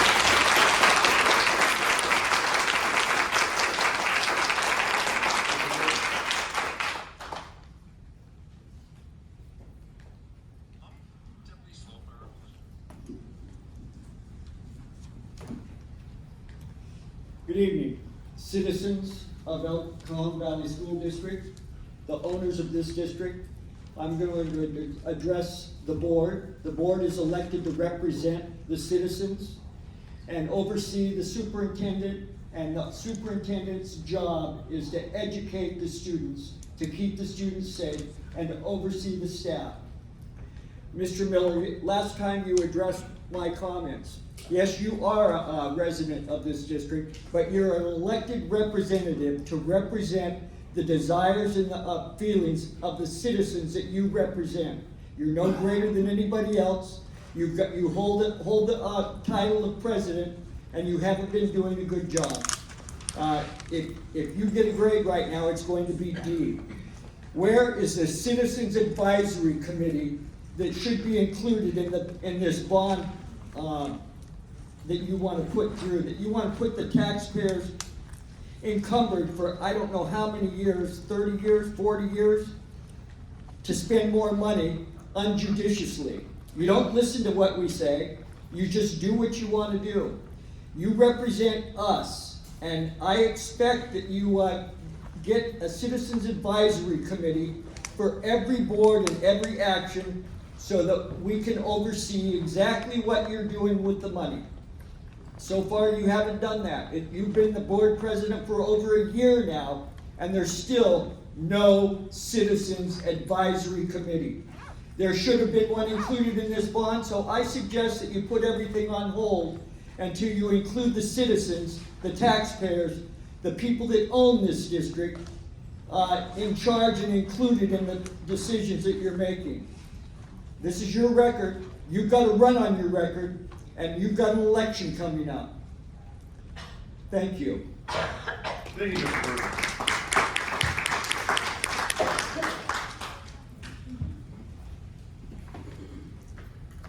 Good evening, my name is Valerie Barnes. I've been working in Cajon Valley and specifically at Flying Hills for around 28 years. 13 of those years, I was also a Flying Hills parent, and all 4 of my children attended Flying Hills. I'm here tonight to advocate for my fellow teachers, Flying Hills students and families, and more broadly, anyone that has been positively impacted by the arts at Flying Hills and beyond. We need a theater at our school, and we need it soon. We've been blessed as a school to be commissioned by this district as arts focused. Our school community is relentlessly pursuing the benefits and enrichment that an arts-centered education brings, and we are thriving. We have passionate teachers, motivated, engaged students, and an ultra-supportive school community, not to mention school leadership that encourages and challenges us to be better today than we were yesterday, and better tomorrow than we are today. What we're missing is a space to allow all this work to happen. Currently we have one small outdated auditorium that serves as a meeting room for staff, our adaptive PE room, band room, special event room, and not to mention the only location to rehearse and perform for students on our campus.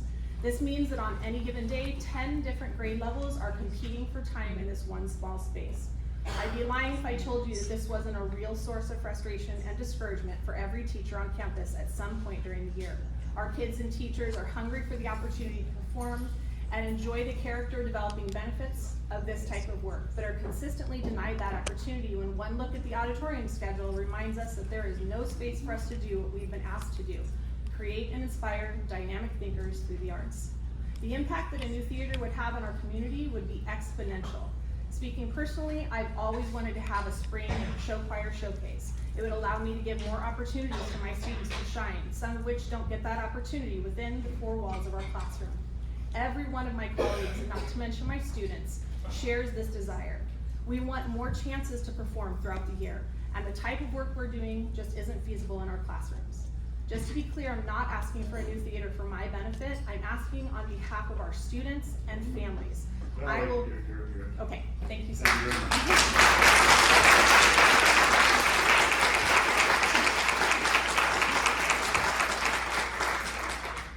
Rachel Bosgard. Then behind her, Eva Pacheco. I believe it's Pacheco.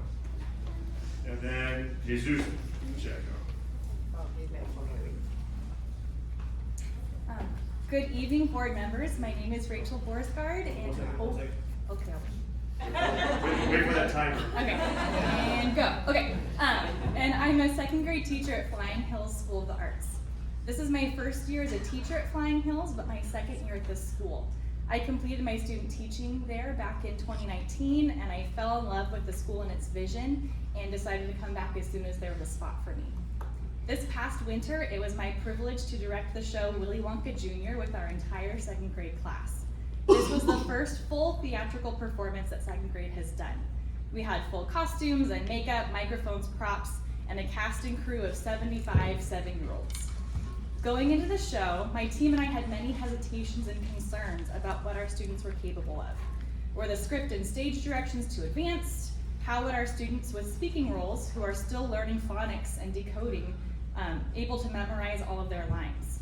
But over and over again was the common theme. If we raised our expectations, provided proper scaffolding and support, they were not only able to meet our expectations, but exceed what we had envisioned for them. They performed 6 shows, one of which our superintendent was able to attend, thank you again, with over 1,000 people in attendance, to the point where we actually had to turn away other schools in our district and even some families due to space constraints. This has easily been one of the most difficult and rewarding experiences of my teaching career so far. While I personally have a background in the performing arts, this was my first time flipping the script, so to speak, and being on the directing side. Looking back, I am so amazed with what we were able to produce with the time and resources we were given, but I can't help but think, what would the quality of our show have been if our sound equipment had reliably worked? If we had had more than an hour of time in the auditorium each day because we are sharing it with 10 other grade levels, and if we could hold our entire cast on the stage comfortably. Over and over again, I've been shown that our students can do more, and I'm here to say it again tonight. Our students can do more. The culture is there at Flying Hills. The passion is there. The desire is there. What we lack is the space to make this happen. Thank you for your time.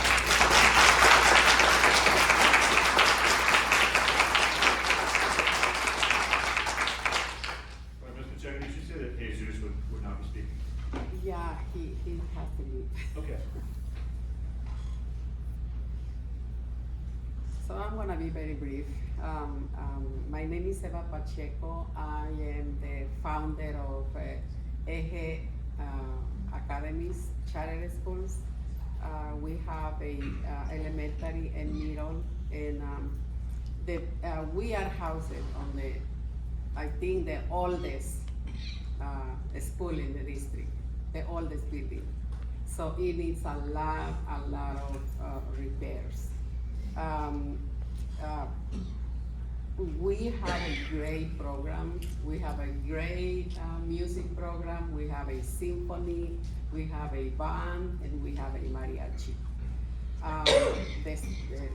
The number of students that are in the program are about over 100, in a very small classroom, but yet they're learning. So I'm in favor in supporting the band, because I believe this band will support Eje, because the building, as I mentioned, is very old. We have very many issues with the plumbing, especially with the roof. Thank you for staff that now the leakings.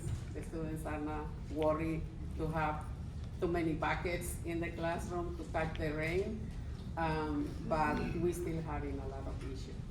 So please, pass this bond. That will be very, very good impact for all the students. Thank you. Thank you.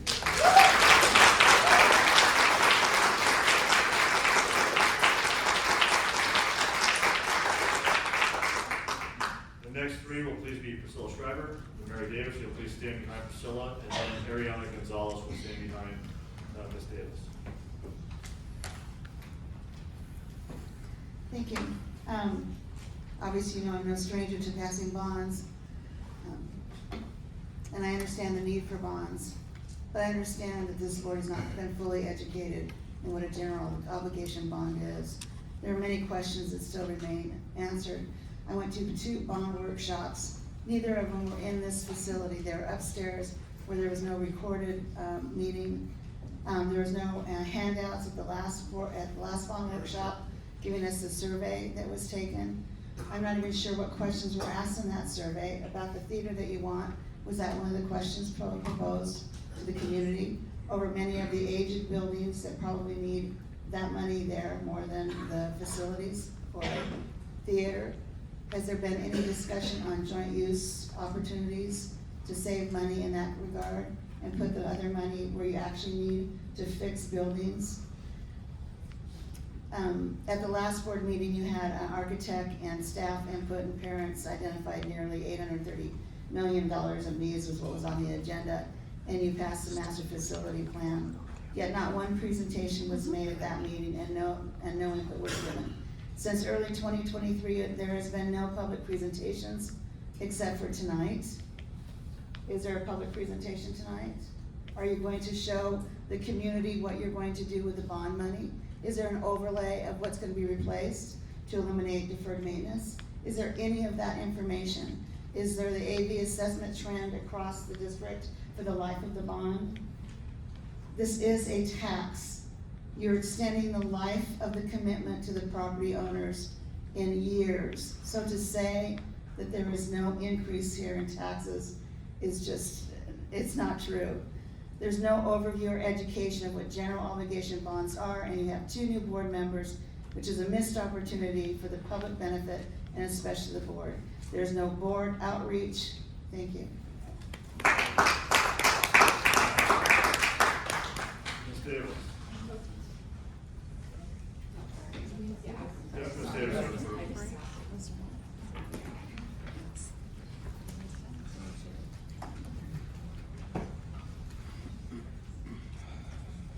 Hi, Mary Davis here. So again, I have seen the facility master plan, and I know there is a deep need for this bond. Right now, I'm kind of neutral about it. I want you to proceed with caution, do it with transparency, and make sure that the community is fully involved. And that includes oversight, which again is sorely lacking in this district. Again, I do go to a lot of different meetings, and I was down at the Chula Vista meeting, and they too were trying to put forth a bond. And so at their meeting, full transparency, they did their whole presentation. I know you held a workshop, but again, it was during it was in the morning, or I'm sorry, it was business hours when people couldn't be there. So I think you should have done a 5-minute workshop here, or at least a presentation where people could see it. Also, one of the things they tried to do was discussing ballot language, 3 cents per $100 versus 30 for 100,000. Because 3 cents sounds better. If the math works out the same, I saw that your sample ballot language used at $27, and so I'm hoping that you will stick with that and be very transparent to the public. Also, I agree with Priscilla, this whole thing about no estimated tax in current tax rates. That may be technically true, but if it's actually an increase from 0, because now you're extending it for another 10 years, right? There's another bond. So I feel like that is misleading to the public on that. Full public disclosure of spending. This is a district that is very much remiss in that. So you are not good about, especially with the world of work, letting us know where the money flows in this district. And so we need also your bond oversight. You are deficient in that. That is supposed to be meeting quarterly per your bylaws from 2013, which I do not have seen updated or changed, and you're only meeting semi-annually. and there are vacancies on that. So you say you're gonna offer oversight, but you're not doing that sufficiently. Please up your game. Thank you. Thank you, Ms. Davis. You'll also note that the San Diego County Taxpayers Association gives our bond oversight an A. Thank you. Next. 50% of it.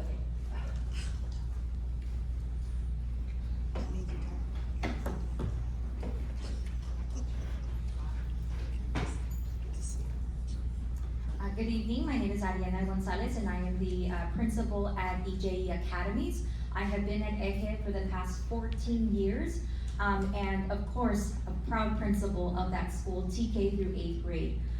As our neighbors, Johnson, there are a lot of needs that we have at our school and we are in full support of the bond measure, in support of the bond. One of the things that needs to be noted is I'm here to advocate for our school and the needs that we have. We are a school that is TK through 8th grade, but when you step on our campus, you will not be able to see our TKers on our campus. And why is that? Because there is no space for our TKers. Our TKers at this current moment are housed in a church across the street where we have a lease from them.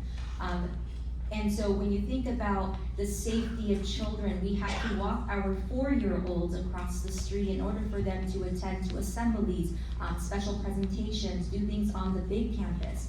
And so when we talk about our TKers, we want them to be on our campus. They should be part of our school culture. They should be able to see our students the entire day, and unfortunately that's not the case for us. And so this would really support in making sure that not only our TKers are part of our school campus physically, but it would also help with fixing a lot of the repairs that we do need, especially our plumbing. Our students have had several situations where we've had to close down the bathrooms because of the plumbing. And so just imagine not being able to use the bathroom and being in a line just like there was earlier every day, that gets really difficult. And so we want to make sure that those repairs are also being fixed, just like the rain damage that had been caused at our school. And so we are in full support of this. Thank you.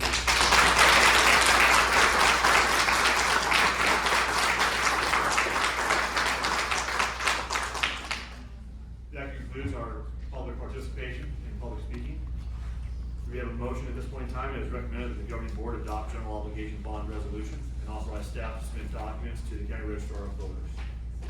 I would motion to table this until we can put on the resolution a more specific list of the projects. I think the public comment has brought some very important leaky roofs, plumbing systems, and those were, according to our own bond survey, some of the most important things.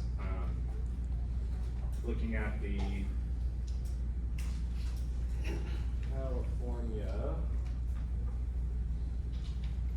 California Association of County Treasurers and Tax Collectors. Here's our current resolution for our bond, that the specific project list is lacking. I know we talked about this at our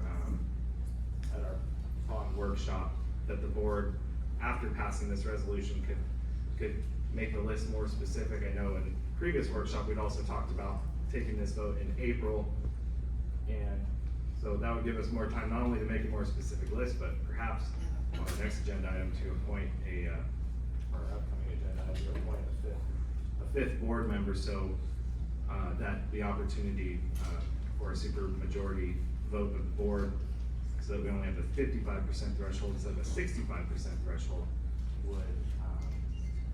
would be more likely. So for those reasons, I motion to table this. Is there a second to table?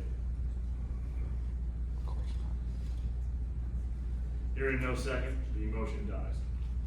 We have a motion to approve. Motion. Motion by Karen, do we have a second to approve? Second. Second by Juliana. Additional discussion?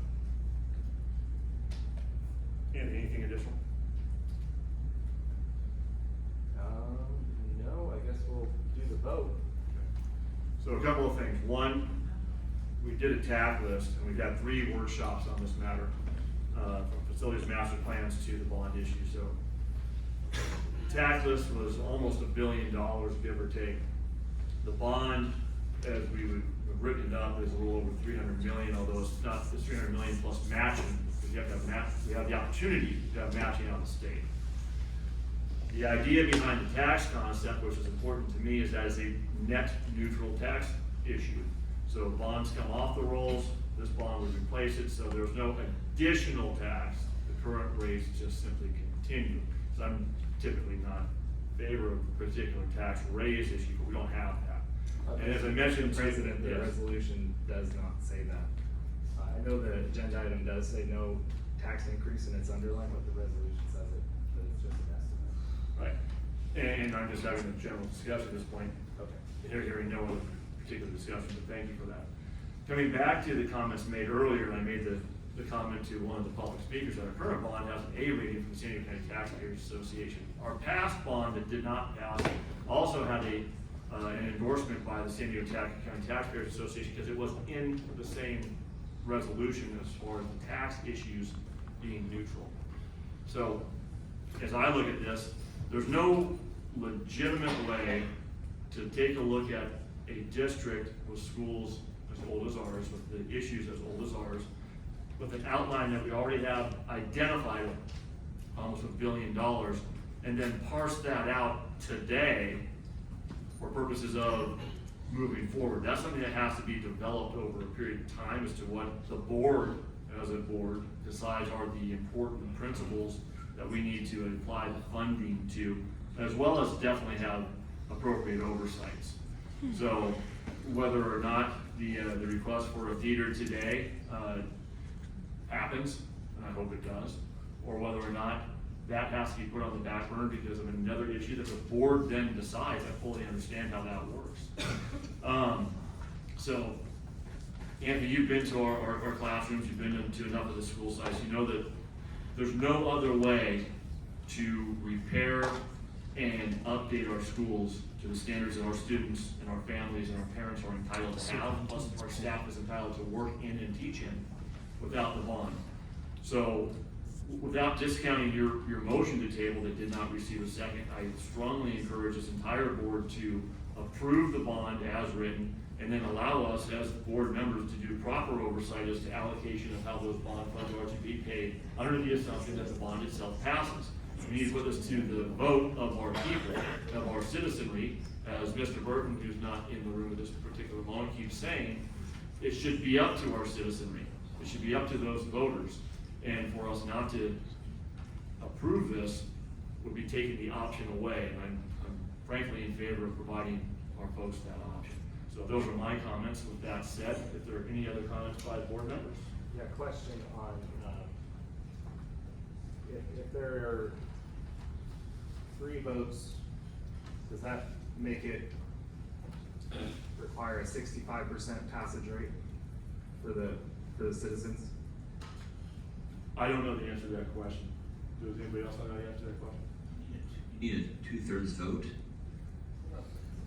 4 seated board members, 3 out of 4 would passing vote. Okay. But I want to pose that question to legal counsel because we have a fixed number of 5. Thank you. Is 3 a supermajority of this board? I think the vacancy discussion actually comes after this as well. Correct. Are we a 5-member board or are we a 3-member board for purposes of supermajority on this? You mean 4-member board? Oh yeah, sorry. Yeah, so bond counsel provided guidance that a 3/4 vote here tonight would be sufficient to meet the 55% threshold. So that would be a supermajority vote. Is that a 3/4 of 4 or 3/4 of 5? 3/4 of 4. So 3 votes out of the 4, is that correct? Yeah, and that was bond counsel. We're not bond counsel and we don't generally opine on bond matters, but It's you a did obtain 5-person board. advice through your bond counsel on it. Do we have that advice anywhere? I pretty much told you everything they said. It was very straightforward. If you have 4 seated members, then a 3 out of 4 vote is a 75% vote, and that's sufficient for the supermajority. Anything else, Juliana, any questions? Karen, any questions? All right, please vote.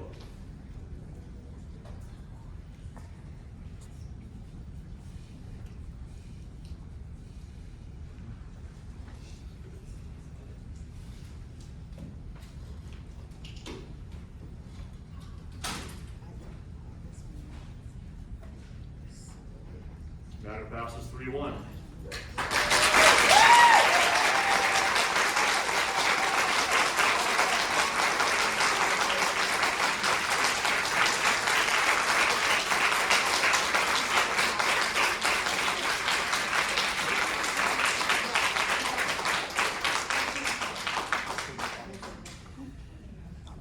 Outstanding. All right, we move now to 10L. We do not have any speaker reports on 10L. So it's recommended that the governing board approve the overnight field trip as listed. Do we have a motion on this matter? Motion. Motion by Karen, is there a second? I'll second the matter. Any questions or discussion? Yes, questions. Here we are, about to send 6th graders back to YMCA Camp Marston. I know, board president, we discussed, last time we did this, a stipulation that parents would know the names of the camp counselors and contact information before their kids go to the outdoor science education listed, and that parents would also be privy to the overnight camp policies as they pertain to their children. And I think we asked the superintendent at the last meeting when we were approving a camp for County Office of Education running it at Camp Marston to, we gave some direction on whether we can, some direction to staff to get some information back on parents being able to see the policies, parents being able to know the, who their child will be, staying in the cabin with for 3 nights. So question to the superintendent, have you spoken with YMCA on that? Yes, I spoke with the CEO and the camp director multiple times actually. I did share that at our last meeting that the board asked that they'd like to have the names of the camp counselors posted. They did reiterate that that is not their practice. They did share that they feel very comfortable giving the names of the camp counselors to me. And we already do that with our school staff. So for ANSA, for example, the 6th grade teachers who decided to choose this option for their students because it's the best opportunity will meet the camp counselors ahead of time. They will stay at camp with them and oversee them. And even the principal and assistant principal will visit the camp as I did when I was a kid. So very comfortable and confident in this partnership and sending our kids to camp. And I support the decision of our 6th grade teachers at ANZA to take this on. So the YMCA will give the names to you. Will they authorize you to release those names to the parents of those students? No.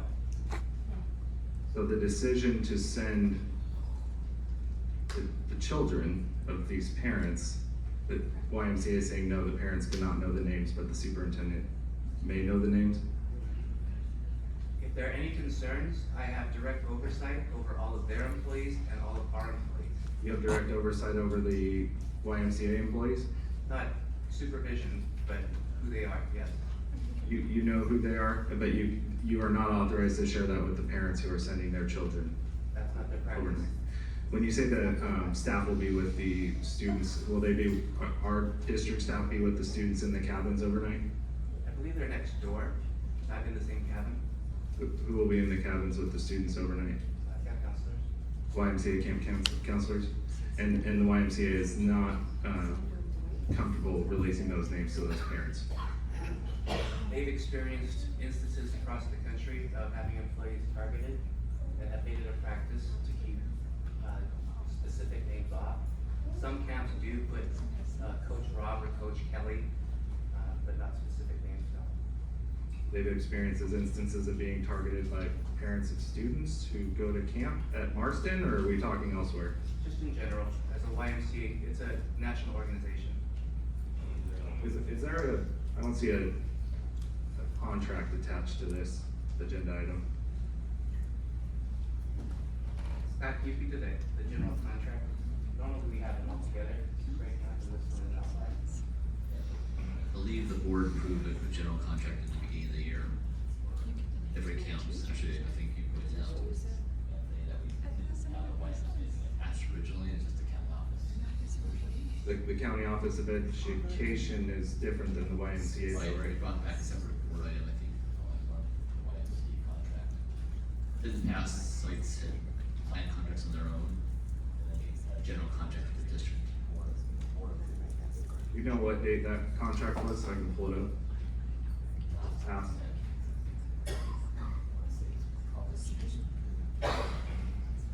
While I do trust the teachers to make the decision on choosing a camp for their students, the YMCA not trusting the parents to know what adults are gonna be staying overnight in cabins with their students, or at least just the names of all the camp counselors as the County Office of Education does, is concerning. And I know the board president has shared those concerns with me in the past, and we've had, or rather our students have had some bad experiences with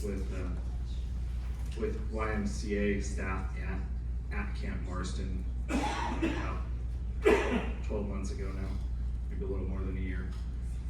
I know it was important to us at that time. I'm really scratching my head why, the parents, the ANZA staff, the parents know when they send their kids to ANZA who their child's teacher is. To continue contracting with an organization that refuses for innocuous reasons, we're afraid, we can have your child in the cabin with us overnight, but we're afraid to reveal to the parents the names of those staff members who would be staying overnight with the kids. That's a non-starter for me. I don't think it's consistent with Ed Code either. This is outdoor education after all. That's right. So a couple, Karen, you have anything first? So you want to get your comments before I make my comments? So my comments, again, I echo and again support Anthony's position, which is my position associated with the counselor's names being identified. Recognizing that we don't have the authority over a separate entity. Also, I also recognize that the fact of the matter is that the sites get to pick camps. They can pick San Diego County Office of Education camp. They can pick a private camp. So when the sites have those options and the sites still decide to pick a YMCA camp, I don't believe it's appropriate for us at the district level to limit options. People that limit options, generally speaking, I don't think are on the right side of things. So the option to know who your kid's staying in a cabin with overnight. But that's kind of my point though, Anthony. That's exactly my point. Here's why. Because the site knows that they're not gonna disclose the counselor's names, right? But yet the site still makes the determination whether or not it's gonna be a YMCA camp or a different camp. So let me finish, please. So why are we, as a board, limiting the site decisions when that is disclosed to them, that we are calling for the counselor's names, but they won't give them? I would think personally that the sites would at that point, if that is an issue for the sites, and it's for the sites to determine, then they can pivot to a different camp. So my position on this is, they know that they won't provide the camp counselor's names. I wouldn't send my kid to that camp, nor would you. But if the site itself then selects that camp with that disclosure, I think that's a site-specific decision, knowing that they have other options. I don't believe that the district should in turn limit options of the sites. I think the site should have free reign to select, and I also think the site is not the parent of the child. I think we are fiduciaries of each and every student of the district. We can stipulate that because we're the ones making this contract. Right, but understand that at the sites, then the parents' involvement at the site, when they put this plan together, to have that involvement, right? So again, the parents Who should makes be the involved. selection of the camp? I thought it was staff. The site makes the selection. Staff did. And I think it would be fully appropriate for parents to have the input at the site staff, at the site level, whether it be the site, the site advisory group, PTA, PTO, whatever it happens to be, but The staff interacts with the parents on a one-to-one relationship, whereas here at the DO, we don't have that opportunity. So I don't want to turn to a staff member or a parent at ANZA unless they've come to me and say, I don't want that option. That's my issue. One, I want the disclosure, and frankly, I think if they're gonna give it to you, David, they should give it to everybody. I don't see why giving it to you assists in our request, both Anthony's and mine. But at the same point in time, moving forward, I do not want to take away in my position the choices of the parents at the site. So that's where I'm So, I mean, if Lion School doesn't want to release the names, they don't want them known. You're limiting the choice of parents who we have to don't. support the parents in the right to make the decision on their children, knowing that the camp counselors aren't identified, which again, my choice, my kid doesn't go. Taking away camp. So that's what, this is not in public participation, so it's please. So, this is not ANZA. Can any board member legitimately say that they have had a complaint from an ANZA parent about this particular topic? We had 9 complaints from students of Cajon Valley. I'm asking very specifically. I know you're asking a from specific question. ANZA. We had complaints from 9 students of the Cajon Valley district. A year ago, right? A year ago, and you and I made that stipulation, and yet here we are. We're the board making this decision right now. We're fiduciaries of the students. We need to make sure that when we send our students to outdoor education, this is school. This is not a field trip. I mean, it is, but it's overnight, and it's science-based education. We need to make sure our decisions in the contracts we make as the board, we make the contract as the board. I don't think the staff are the parents of the students, and I don't think we should deny the parents of those students, hey, if you want your kid to go to 6th grade camp, it's Camp Marston or nothing. Let me clarify. So, staff from our schools, whom we do know, whom are contracted with us, are attending in an oversight role and producing and working through the educational component. They're there overnight.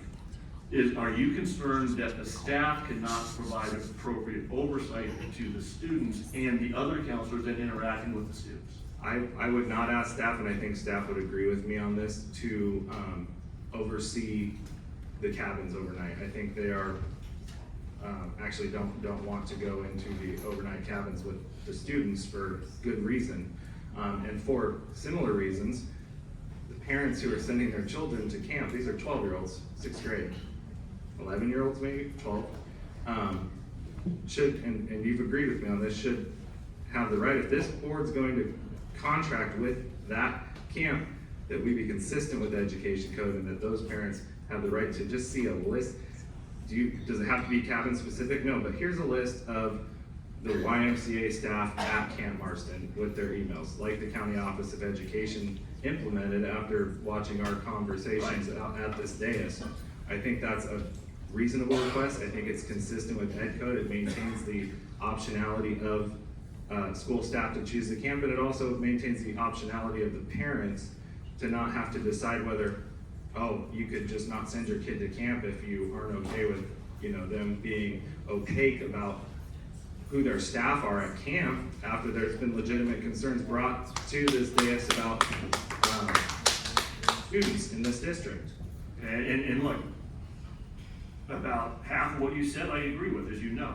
The other half, I think you're making a lot of presumptions and or speculation on the issue, but at the same point in time, it's not based on nothing. I understand that as well. So do we have a representative by ANZA here? Yes.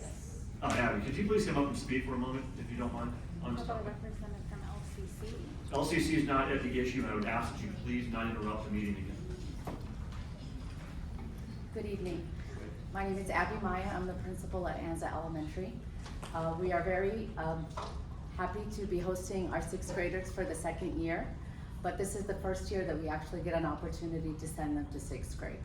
Last year we were not able to because we did not have enough interest or ability for our parents to join.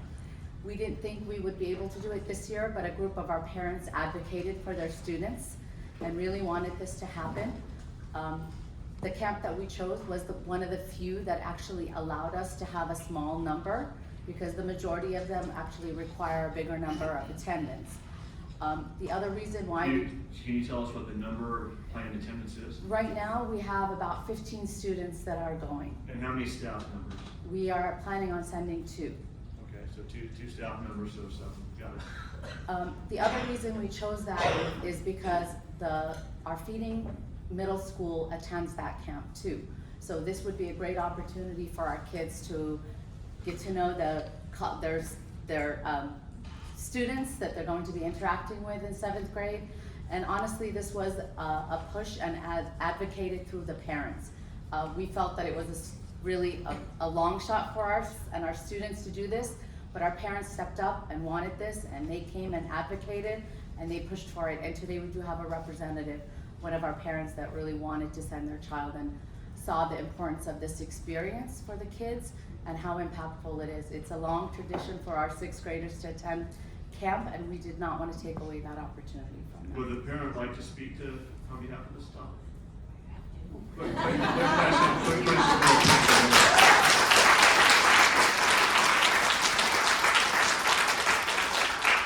Board President, I had a question for the principal. We'll call her back up. Okay. Thank you. My name is Tammy Wright. I do have a 6th grader at Anza Elementary, and I was one of the few parents there that wanted our students to be able to attend 6th grade camp. I myself never got that opportunity, as kind of the same reasons we're going through right here, and I never got to build those relationships with my fellow students, my friends, and just being away from home, but being with my friends. The students could have opportunities to go to camp, but is it with their fellow classmates, building those relationships that can last longer?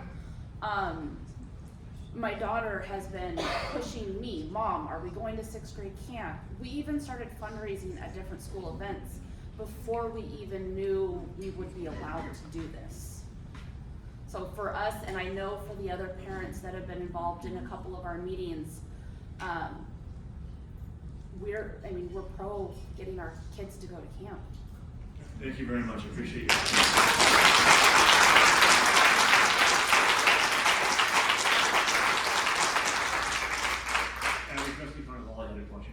Thank you, Madam Principal. Are ANZA staff willing to stay in the cabins with the students overnight? If it's permittable, absolutely, I don't see why not. Is that permittable, Dr. Miyashiro? I think we need to check. We need to check the policies, yeah. Okay. And were the parents given options of different camps? We looked at different camps, but again, we chose that one because we wanted them to be with their fellow students in the future, the 7th graders, and it just made more sense to combine the 2 sites together. Was that a staff decision, or were parents involved in that decision? I believe both. Both. Okay. How many parents, how many staff? Our staff consisted of our 6th grade teachers. Again, we're new to 6th grade. Two teachers, we had our counselor in, and we had about 15 parents involved. Now, were you aware, and also were parents made aware of the concerns that happened last year at the YMCA Camp Marston? Not fully, but yes. Not fully? I don't have all the details. Were you guys aware when you made the decision, like the difference between, say, the County Office of Education that runs Camp Cleomac and also runs some camps at Camp Marston? Were you aware the difference where they would be transparent with the parents on who the camp staff members are, and also the policies governing overnight camp with regard to their 6th grader? Were you aware of that distinction? Yes. Were the parents made aware of that distinction? I believe so. I can't recall the discussions that we had, but I know those were our options that we presented to them. You can't recall if the parents were made aware of that distinction? Okay. That's all. Thank all you. the questions I have. Thank you. Thank you very much. With that, we'll call for the vote. Oh, wait, yeah, we have a motion in a second. We'll call for the vote, please. Thank you to both of you for speaking tonight.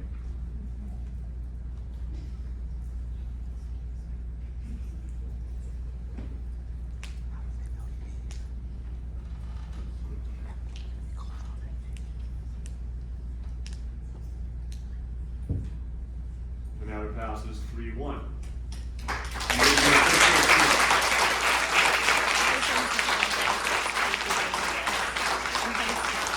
So that's the whole thing, is it was never an option for parents who didn't want to send their kids.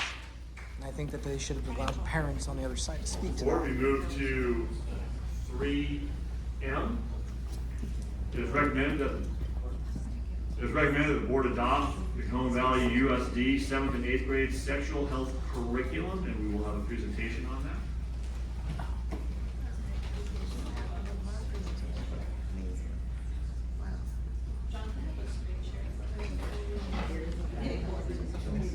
Good evening, board.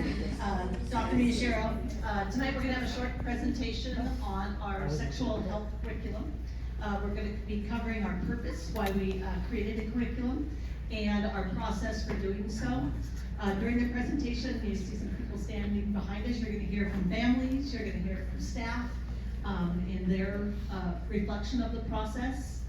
And I just first wanted to thank the committee for all of their work. They're not all here. They put in many evening hours late to create this. I want to thank Kurt Melkonian. He's going to kick us off in a minute. He was our facilitator from Ed Co-op. And I want to thank the board for this opportunity to watch a community come together to build something that may be the perfect answer when we had very limited options. So thank you to you all. And I'll turn it over to Kurt. Thank you, Karen. Thank you, board. And thank you, Cajon Valley community, for being here and listening and understanding this process we went through to develop a curriculum from the ground up. I've worked on lots of curriculum designs. I've never worked on one that included a standing committee of between 15 to 17 people that met over a 7-month period, working from the ground up, creating something from scratch, creating something that's a very sensitive, personal topic. It was a very rewarding experience for me, and I think for the rest of my team, to go through this process. And so what we want to do today is take you through some of these questions about how we got to where we are currently. And so these are the questions we're going to address, and then have an open question and answer comment section at the end. But really, what's the purpose of the curriculum? Why are we putting together a sexual health curriculum for 7th and 8th grade students? And then what do parents and teachers say about the curriculum? The parents and teachers are here with us from our committee. What was our development process? How did we actually create this curriculum from scratch? And then how we implement this curriculum in the spring. And then what are the next steps going into next year? And so hopefully we have answered these questions as we go through these slides. And so the first idea is, what is the purpose of this, what we're calling teaching sexual health curriculum? And this is our overarching principle. The idea here, when we're developing this curriculum, is that we're not replacing parental instruction. We're not replacing cultural values or expectations about sexual relationships and behavior. But rather what we're trying to do is complement. We're trying to complement these values and expectations, providing students with medical and scientifically accurate knowledge and skills so that they can make healthy choices in their relationships and also self-protect themselves in those relationships and in behaviors now and in the future. And so to continue the idea about the purpose, take an idea about creating an environment where students will develop these skills, we want to provide 7th and 8th grade students a community design program. There's a lot of programs and curriculums out there on the market, but they're not designed with the needs of the community first. This was driven by your parents and by your staff to create something that's really appropriate and acceptable for this group, this community, and for the kids that we're serving. We also want to meet 2 expectations, and these are more of the legal ones. California health standards for 7th and 8th grade have many standards that deal with sexual health and relationships and prevention of sexually transmitted infections. And we want to honor those the way they're designed. And then the second part is the California Healthy Youth Act. And this is a requirement statewide that schools provide this education for the 7th and 8th grade students and high school students for these 3 ideas. We want to prevent teenage unplanned pregnancies. We want to prevent sexually transmitted infections. And we want the students in developing the interpersonal skills and responsible behavior and setting goals to allow themselves to have healthy futures. And just to go a little bit more into the Healthy Youth Act, this was an act that was passed back in 2016, again requiring that the schools teach this curriculum. And the focus for the comprehensive sexual health curriculum focuses on these 5 things: human development, sexuality, pregnancy, prevention of pregnancy, contraception, and sexually transmitted infections, and how to prevent those infections. And we built the meet the California 7th and 8th grade health standards and thinking about the needs of your students in the community. And so what I'd like you to hear from now is two parents and two teachers that worked on this committee over the last 7 months to develop this curriculum. We're going to start in this order with Sarah, and then hear from Chrissy, two parents, and then Lauren and Jenny, two teachers. I'm going to hand the mic over to Sarah. Thanks, Kirk. So my name is Sarah Waite, and I am the mother of a 7th grader who attends Hillsdale Middle School and has humored me by being here in front row. I'm embarrassed to have followers, so I'm going to hear about this for months. I participated as a parent representative on the 7th and 8th grade sexual health curriculum development committee, and I'm extremely proud of the curriculum that this committee was able to develop over all of these months. The experience was a highly collaborative one, with all committee members focused on ensuring Cajon Valley's sexual education curriculum aligns with all applicable state standards. Based in scientific fact, this curriculum will provide our students with a comprehensive introduction to understanding their sexual health and building healthy relationships, while actively encouraging students to have open communication with their parents, guardians, and other trusted adults.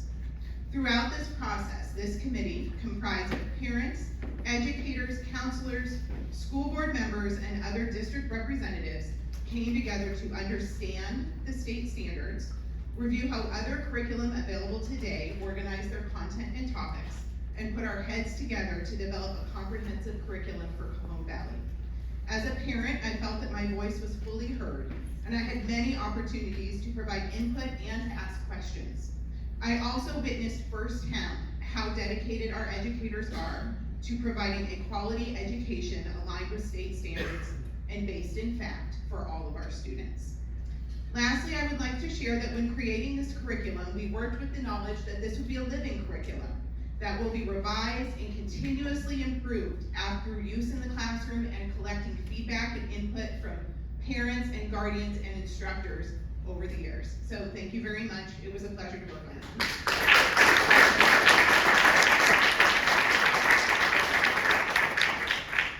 Hi, I'm Chrissy McCullough, and first I want to thank the board for giving the opportunity for this curriculum to happen.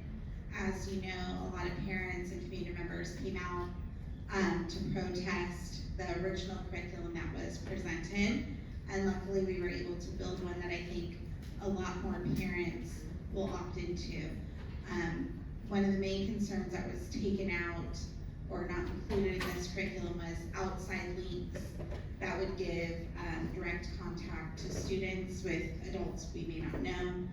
So it's really good that we don't have anything like that in this curriculum. It directs you to talk to your parents or a trusted adult or someone in your life that can really get you the medical attention that you need. 211 is also offered, but that has a variety of options. Another concern that I thought for me was really important is, out of the modules that are given, parents, and this is the only place this is happening, which is I think really important, parents will be able to review all of the materials and opt out of any particular one. So, you know, I have like a nephew with special needs that maybe we want to show him, you know, the puberty and kind of the more basic stuff, but he might want to wait till later to take some of the other more detailed curriculum. So parents, depending on whatever their needs are, can opt in or opt out to each and every lesson plan, and they get to see the full thing.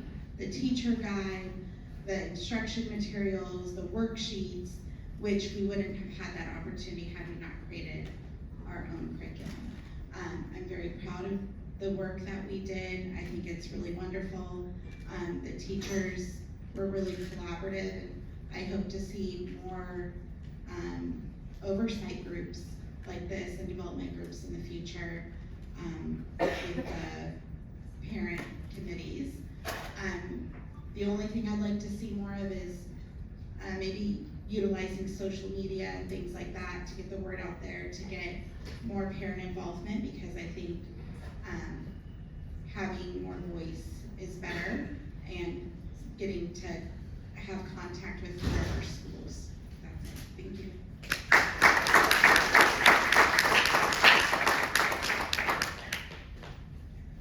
Hello, I'm Laura Tucker. I'm an 8th grade science teacher at Montgomery Middle School. I trust that the sexual health curriculum that our committee developed will be beneficial for the middle school students of Cajon Valley. The curriculum has a foundation based on both the required standards and factual scientific knowledge.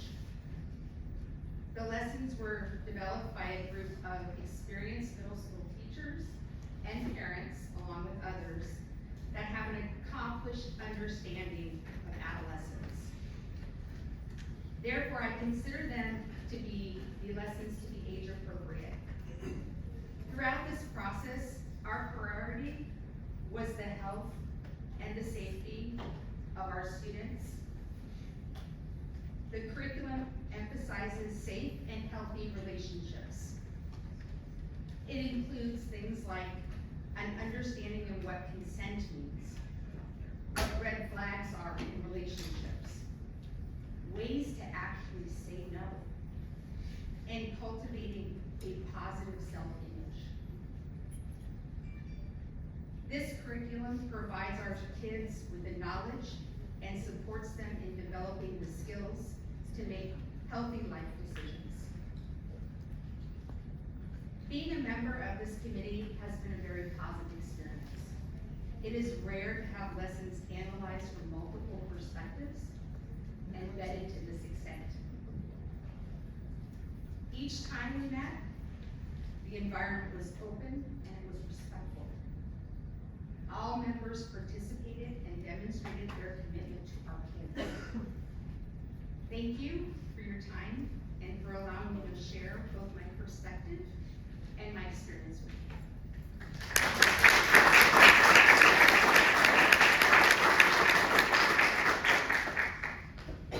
Hi everyone, my name is Jenny Finnegan. I've taught middle school now going on 17 years. And I've taught probably over 2,500 kids sexual education in our community. A lot of them have their own families today and are here in our community also. I've been very passionate about teaching this for years, as my colleagues know.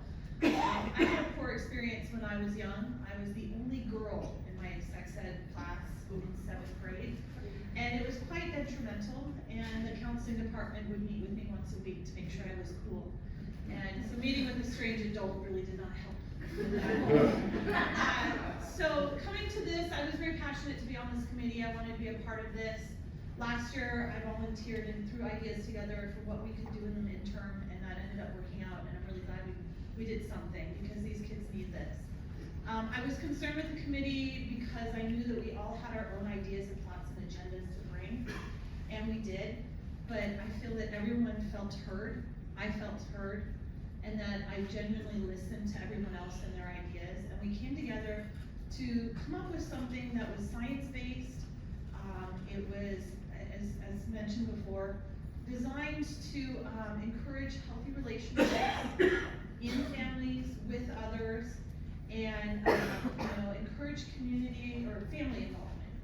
So we want to open that bridge, and to all of you that are parents out here, it is one of the most uncomfortable conversations that you're going to have, but it gets easier, and that's what we're trying to do.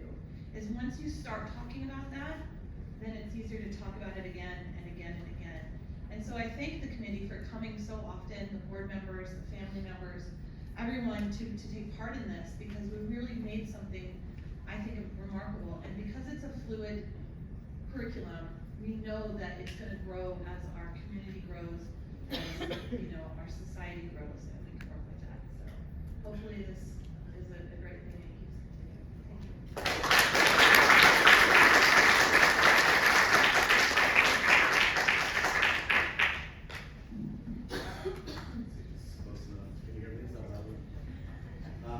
Thank you, Sarah, Christina, and Jenny, for your participation and your words on curriculum. now that you've heard how the community is about what they went through in the process and the experience, but what was actually we were designing and developing. And so when we go back a little bit, almost a year ago, back in spring of 2023, the governing board passed Ed Services, led by Karen, to develop a sexual health curriculum. It was meant to do two things, and I mentioned these before, comply with state law and California, how we do that, but also do something we've never done before. How do you incorporate the whole community in developing this curriculum? Not coming just from one set of experts, coming from a community understanding of what the standards are, and what good instruction looks like, and what good learning looks like, and put that together into a curriculum.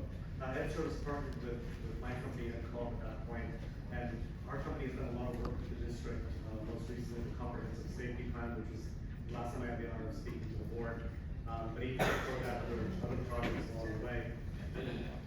So we're really proud that we were able to help facilitate this conversation. The development process started in August, and we put together this team, and it was made up of middle school parents, middle school science teachers, governing board members, and district central leadership. We wanted a diverse group that represented a lot of different voices. We heard the committee members talk about that, how that diversity was an asset, and it was a very respectful, professional committee that worked through many sessions with many difficult, challenging topics that had to be discussed and kind of finalized within the committee. Moving forward, the process focused on these three things. The first thing is understanding what the standards are saying and what Chaya expects of this curriculum. We moved into, well, what is it going to look like then? What's the instructional sequence? Where do we start? Where do we end? What are all the topics in between? And how do we lay that out in a sequential order that would make sense for instruction and make sense for students to really understand and grapple with these challenging issues? We thought about which topics would be correct for would be appropriate for 7th grade, and which would be appropriate for 8th grade, and how we could divide that up. And then we started the design process. We would draft a lesson. We would look at the lesson as a team and identify, does this meet the expectations of the standards of the community in Chaya? If something didn't look right, we went back and really analyzed, what is Chaya saying? What do the standards say? And is that age appropriate, and should we put that in there? And we went through that process many times, through 12 lessons, through collaborative reviews, evaluation, and then revisions with input from all committee members. So it was a very collaborative, ongoing process. Just as a reminder, we had 14 design committee meetings, 2 hours each, so you can imagine the amount of hours that this team put in to design this. We had one community feedback forum for feedback on the process to let us know we were going in the right direction. And then publication of the entire community. You heard several of the parents and teachers talk about how this community is open. Anyone here can look at the community curriculum today and identify what one lesson says over the other, and what the students are expected to do, and how the teachers are to present this. And like you heard, as family members, as families, you have the option to opt out of any lesson you want. If there's one that you don't like, or don't think is appropriate for your child, I think Chris, you gave a really good example of a developmentally appropriate point. And you opt out. Otherwise, you could operate into all or few of the lessons. So I also wanted to share the types of content sources we were using throughout the curriculum. We were focusing on medically reputable sources. We think things like the Cleveland Clinic, Johns Hopkins, National Institute of Health, Food and Drug Administration. These are the sources that we went to gain our content and then put it in an instructional sequence that the teachers could use. Kurt, can you hold the mic up? People can't hear online. Okay, so what I'd like you to show first is these are the topics that we are addressing in our lessons. There's 12 total, so I want to put 6 at a time. Starting out with setting the right environment, making sure the students know that these are challenging topics, and we want to make sure that everyone's being respectful in that environment. We move into healthy relationships and what that means. We move into consent and boundaries, so that if you are in a healthy relationship, how do you know that it's healthy? And what does consent look like? And what do boundaries look like? And what do red flags look like? How do you know if the relationship is healthy or unhealthy? And what do you do if you're in one that isn't? Changing bodies and relationships is all about puberty. What are the changes that we're going through as adolescents and pre-adolescents moving into that stage? Then we talk about the parts of the human reproductive system. Like what are all the pieces and how do they work together? And then finally, how do they work together as a whole? we move into the next set, now we're moving into decision-making choices and body image. How do you see yourself as an adolescent, and what creates that image for you? Pregnancy and how to prevent an unplanned pregnancy. So going from science into like decision-making. And then the same thing for sexually transmitted infections. What are they? What should you be aware of? How are they spread? And then how can you as an adolescent protect yourself now and moving into adulthood? And then finally, what kind of goals would you set for yourself and for the future? How can you take what you've learned to set goals on healthy relationships and making healthy choices? And so these are the 12 lessons that we came up with that match the triad requirements and also incorporated all the 7th and 8th grade health standards for sexual health. And how we're gonna roll this out for students is gonna be two steps, this year versus a proposal for next year. For this year, 7th grade would start with setting the right environment, and they would end with goal setting. But the curriculum that they would be focused on would start with things like healthy relationships, and then moving into puberty, and then reproductive systems. And that would be the goal for 7th grade students only. For 8th grade, teachers, 12 lessons, because these students are not gonna come back again next year. We wanna make sure that they were exposed to the entire curriculum. So you'll see for 7th and 8th grade, it's slightly different this year. Now, proposal for going into next year is a little bit different.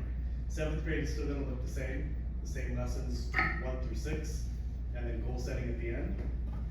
But for 8th grade, we're dividing that out. So again, 8th grade is gonna get the setting the right environment lesson, because that's important for any conversation, but they're moving now into decision making and then through preventing STIs, ending with goal setting.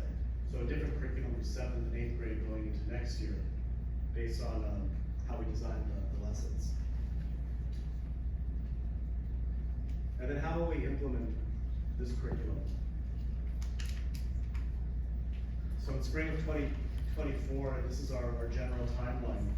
The week of April 9th, we have 3 days for teacher professional development. Teachers aren't gonna go to all 3 days, but they're gonna choose one of those 3, and we're gonna take them through the curriculum, talk about instructional choices and decisions, let them explore the curriculum, and do some planning so that they're ready to provide instruction. In April, at the beginning of April, we're gonna communicate with 7th and 8th grade families, again reminding them, we have the curriculum online, we'll present it to you so that you can look at it, and then you can make some informed decisions about opting in or opting out. At that same time, we're going to provide district and site parent curriculum preview evenings so that parents can ask questions, look at the curriculum in person, and then again make those decisions. We're going to continue that through May. Starting at the beginning of May, we're opening the window for teachers to implement. We want to give enough time, because as you saw, 8th grade has quite a few lessons to get through. We want to give them enough time before the end of the year so they can comfortably deliver that instruction on these conversations. And so if we go a little bit more detail about each of those, 7th and 8th grade science teachers are going to be responsible for teaching this curriculum, and our PD is going to focus on several things. Curriculum content, structure, and instructional practices.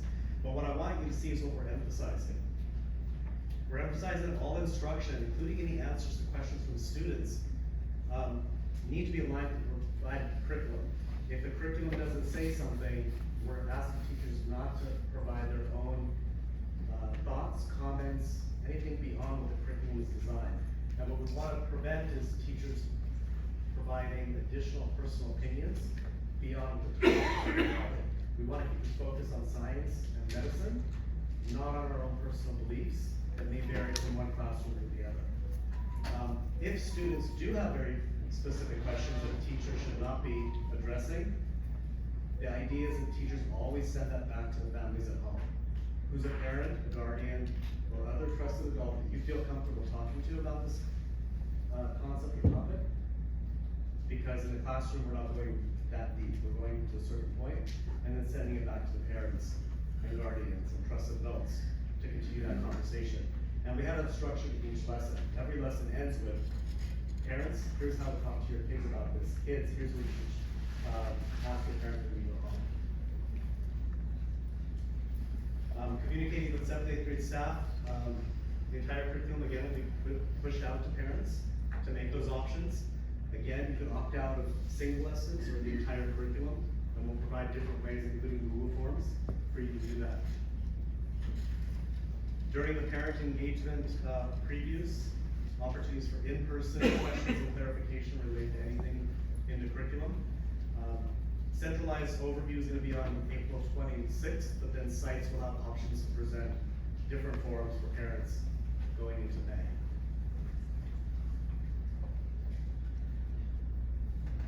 And finally, this isn't anything new. The window for classroom instruction on May 1st, 7th and 8th grade science classrooms, 12 lessons total. And then for the students that are opting out, supervised learning in alternate spaces, and then opportunities during this time for parents, students, and teachers to provide feedback. We've already started one round of feedback with families. What we want to do is during this implementation, ask parents and students, like, how is this working for you? Does this make sense? Are you learning? What can we do better? And then ask teachers, how is it set up instructionally? Again, what can we do better? Because you heard from all of our group, this is a very fluid process, it's organic. Next year is going to look probably different than it is this year, based on the feedback we provide during this implementation. And so next steps for going into 24-25, it's review the feedback from that implementation process. What do parents say? What do students say? What does staff say? And then revise these lessons to incorporate that feedback, so that next year you'll have a product that hopefully is even improved beyond the work that we put in this year. And so with that, we're going to stop, and what I'd like to do is ask the board if there's any questions that me or my team can address. Does the board have questions? I don't have a question, but I just want to congratulate you all. This has been an amazing opportunity for us. You know, I think when the board in the past and we said, well, we don't have that, we don't want to continue to buy different curriculums. We think we have the most amazing staff and community, so let's build it ourselves. So congratulations. I really appreciated the emails that went out for feedback and to sharing with our families about what the curriculum will be in detail. And I think that's something that we need to continue doing. I think some parents know their kids, and if 7th and 8th grade is the time to do it, then they can have that conversation, and maybe 6th grade for some, and maybe 9th grade for some. But I think there's really some great options, and I love the parent option to talk about this, because I think most of us probably didn't have that kind of conversation, so with our own family. So thank you.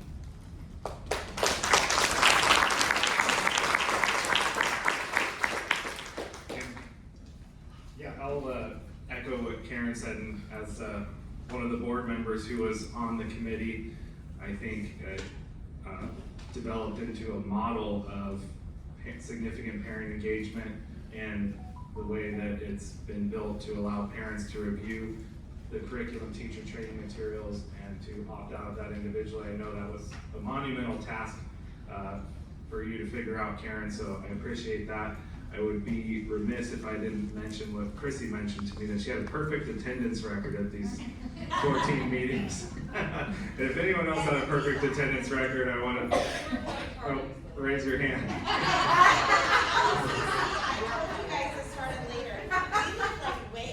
Oh, she got marked tardy a couple times. I'm gonna go with the teacher on that one. When this process began, when we were looking at approving the last curriculum, there was the California Healthy Youth Act Compliance Assessment Tool, which we're all very familiar with now. You probably see that in your dreams. And there were 11 curricula available in the state, and might surprise some people that the best, most medically accurate, most parent-involved curricula that was available was developed by the San Francisco Unified School District. But now I can say that ours is, I'm a salesman, so I'm going to say this.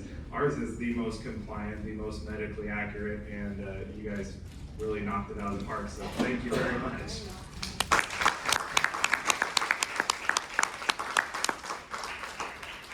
Juliana, do you have any comments or? I just want to say thank you. I also wanted thank everybody involved in this process. Reviewing the process, reviewing the curriculum, and then sharing it with other members in our community that have concerns about the curriculum. Every single person I shared this with, regardless of political status, like what side of the political spectrum they may sit on, whether they were parent, non-parent, grandparent, every single one said that you guys nailed this right down the line. So kudos to that. I cannot tell you how happy I am to see, what was that one page, Anthony, that we looked at and like, this is just complete nonsense. There's no backing or footnotes to any of these statistics on this random. Thank you for getting rid of that nonsense. So I agree, it will probably be a bit of a work in progress as we get feedback and move forward, but I cannot imagine a better base moving forward. And also the opportunity that we have with the parents' involvement. Chrissy making every meeting surprises me not. Chrissy being late to certain things is okay. Happens.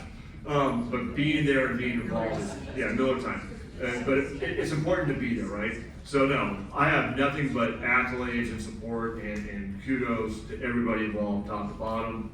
Thank you for this.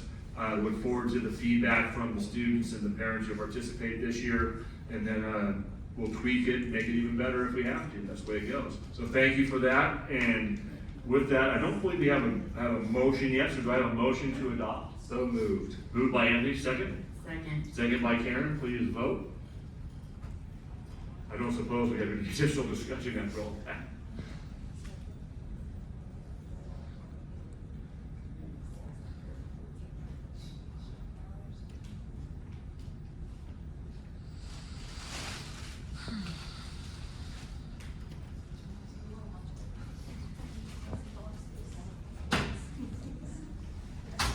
Who took over our computer system? We just got out. That's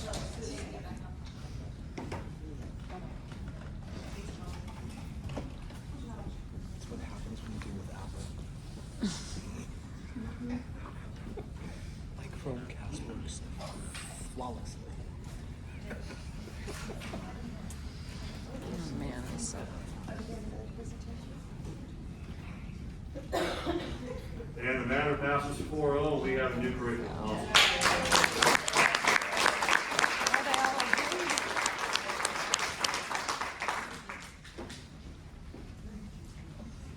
Folks, we now move into 10N.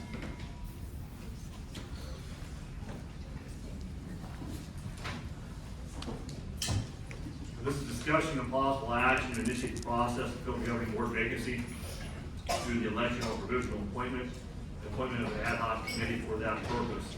We do have some public speaker comments and cards on this particular topic. And then, will there be a presentation, David, on this matter? No, no presentation. So the action item then would simply to be to appoint and initiate the ad hoc committee and move forward. And the board has pre-read material provided by council for Friday update, and would love to have a discussion on next steps. Got it.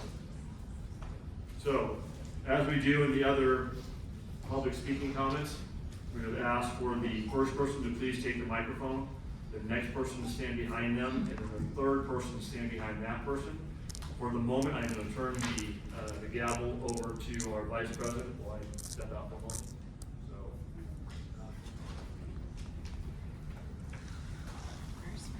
we have Scott Woodward, Mary Davis, and Priscilla Schreiber. Oh yes, sorry, the mic has moved. I got you. Thank you. I understood the assignment. She was first. And when the clock comes on.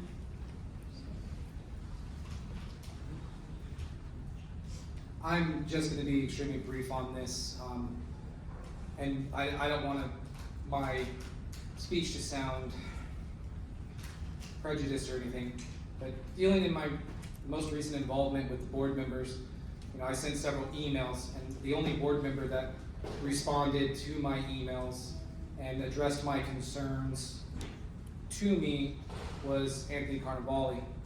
And I feel that if you do go for the provisional appointment and he's up for the task, I would really like him to be one of the 2 board members that represents the citizens of Cajon Valley, since he seems to be, and again, I don't want any fault to any of the board members here, seems to have more of an active role with the community.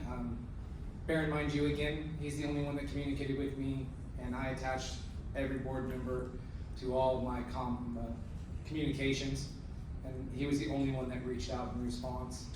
So I just wanted to voice that opinion and promote him to be one of the 2 board members for the provisional appointment ad hoc. Thank you. Thank you. Mary Davis.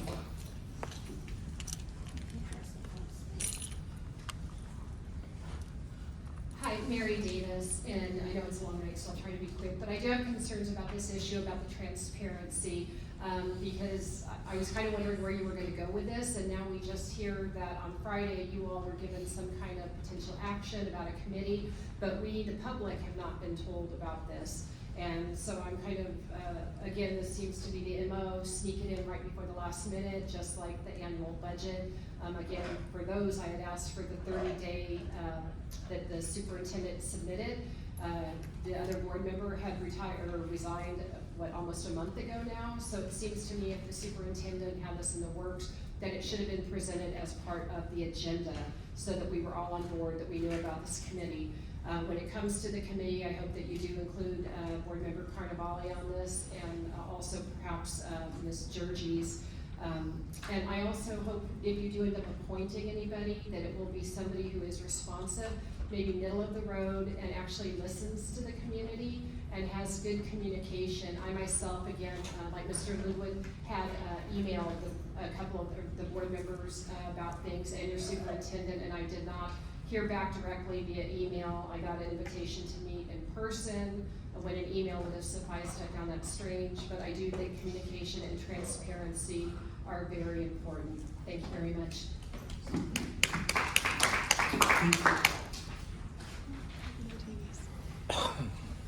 I'll be very brief as well. I would just encourage the board to choose one from the minority and one from the majority. Thank you.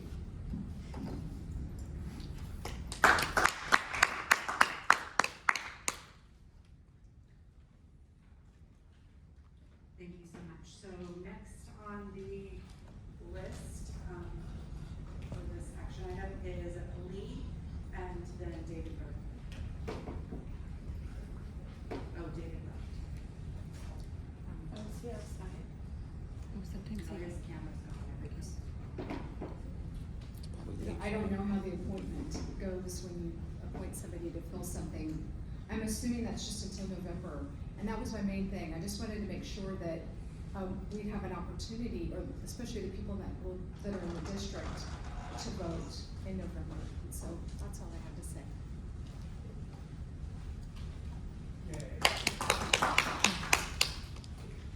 Thank you so much. So with that, let's have a discussion or a conversation. David? Yeah, so from the pre-reading, the board has 2 options. One is to send it to general election, the other is to appoint an ad hoc committee to screen candidates. We've already done the other legal requirements, and Chris is here to answer any questions for us through the process. And I can just clarify as to the role of the ad hoc committee to screen applicants. It's, the committee will not be making a determination as to who the best applicant is. The question for that committee is the applicant eligible to serve as a provisional appointee? So it's not a question of, you know, fitness or qualifications, other than are they essentially a registered voter, eligible to hold political office that resides in the correct area. So that's the role of the subcommittee. It's not to make a recommendation to the rest of the committee on who should be the next appointee. So it's procedural as to whether they meet the legal requirements, but beyond that, there's not, you know, recommendation to be made. And from what I understand, we have the two choices, which is either to put for a vote, which costs a lot of money, to do that, or to appoint ourselves. And with that, there's always an ad hoc committee that then Exactly. Confused as the board shall interview the candidate at a public meeting except for. So there will be two members of the board who will be, I think it's a two-part process here. First, you will decide, are we gonna have a special election, or will we make a provisional appointment? If you decide to do a provisional appointment, then you will then determine of these 4 board members, which 2 will be, form the ad hoc committee. So that would be a 2-step process. So I'm turning the reins back over to our president. All right. So, the discussion, focusing on whether or not we're gonna do a special election with the costs involved, or whether we're going to do an ad hoc committee. Do we have any other questions, comments, or thoughts from the board? This is an open session to discuss it. Well, I think from, and I think none of us have been through this before, so this is all new to every single one of us, so I appreciate Chrissy being here to help to navigate some of that. But I do understand that this is something that we do in public. We deliberate in public, we interview in public, and so it is all out there, and so. Does the ad hoc committee meet in public and post the meeting for purposes of interviews and so forth? So the ad hoc committee does not meet in public. The ad hoc committee is essentially doing a paper screen to determine eligibility to hold provisional appointment. They're not conducting interviews, or, making, determinations of merit, essentially. They're making a determination of the base qualification to hold this office. Okay, got it. So the first, if we have a board consensus that, now the appointment goes to the general election in November, is that correct? That's correct. Okay. Oh, would it go to November, or would it go to finish out her term? No, it goes to November. Go to November, and then it would be combined as a special election to be held along with the regular election. And then the new appointee would hold office for 2 years until the regular cycle came back. Now, if I'm remembering correctly, I looked at the cost of being on a general election when I got elected in 2022, I think it was like $11,000. If we just add our special election to the general election, I'm assuming similar cost there. And then I've heard that doing a special election separate from the general election could be well into the 6 figures. And I haven't seen a quote recently, but yes, what you were saying is correct. It's much more efficient and cost effective to combine a special election with a regular election rather than doing a standalone special election. You will save lots of money. That's what I would like to do. I think we all All right, Save so. money. I think we all agree with that one. So we have any questions? Same for everything. All right, so with direction, I would place before the board, if it has to be on a motion process, I would move that we establish an ad hoc committee for purposes of establishing the appointment, and that the special election that would then thereafter take place along with the general election in November. Is that an appropriate motion to draft? Yeah, I think maybe first the motion saying that you move that the board initiate the process for a provisional appointment. And then make a separate motion on who should be on that ad hoc committee. So, as part of that motion, may we add, number 1 on this list, the board shall advertise in local media to solicit candidate applications or nominations. I think that has to delegate that. Isn't that part of the requirement? Yeah. Yeah, it is part of the requirement, but I've heard that that's usually the superintendent's office that would then send out the, the media notification. Yeah, that's both part of the education code and part of your existing board bylaw that directs that all of that happen. So a vote to initiate the provisional appointment process is also, implicitly a vote to follow the ed code and follow your own board bylaws. So everything that you saw will happen when you make that vote. Okay, I will second, Board President Miller's motion. All right, which is modified to state specifically that we will start the process to do these appointments. So we have a first and a second. Would this be a roll vote, I would assume? Or do we actually vote on this? We don't do a oral vote because they're getting the look there. But all in favor of the motion, please say aye. Aye. Hearing no nays, the matter passes 4-0. Now, the second aspect of the motion is to establish the ad hoc committee. Who wants to be on the ad hoc committee? I would like to be, and I think Anthony. What about you, Dolly, on it? Are you going to be on the ad hoc committee?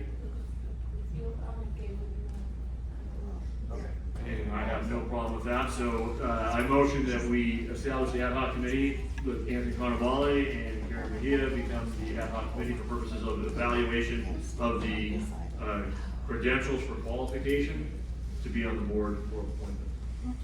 So they are a registered voter that lives in the district.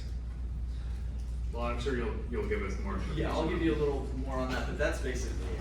And we need a little bit more, because I know on our website, it kind of is a little gray on where the cutoffs are, so I think we need a little bit more clarification on what those boundaries are. Okay. That might be I helpful. can give you that one. Above that, like, general map, there's a little link that says web viewer map districts, and it will get you right down to the house. Oh, thank you, I never Yes. saw that. There we go. Thank you. All right, so with that motion in place, do we have a second? All in favor of establishing the ad hoc committee with Karen and Anthony, please say aye. Aye. Hearing no nays, the matter passes 4-0. We have an ad hoc committee. Wonderful. Sue, hey, do we have a moment of silence today?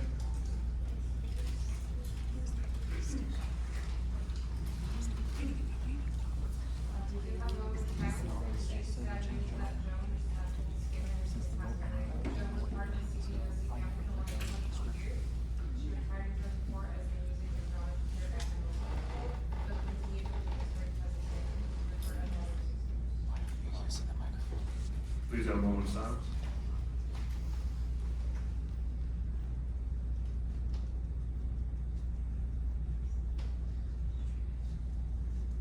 Thank you. Retirements, Michelle. We have two retirements to announce this evening. Yeah, is there one of them in the audience that I'm looking at right now? Lisa, what's that?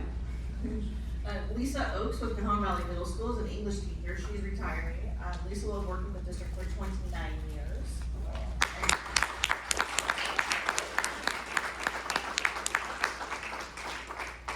And Vicki Tranquil, a first grade teacher at Lexington, will be retiring after 16 years with the district.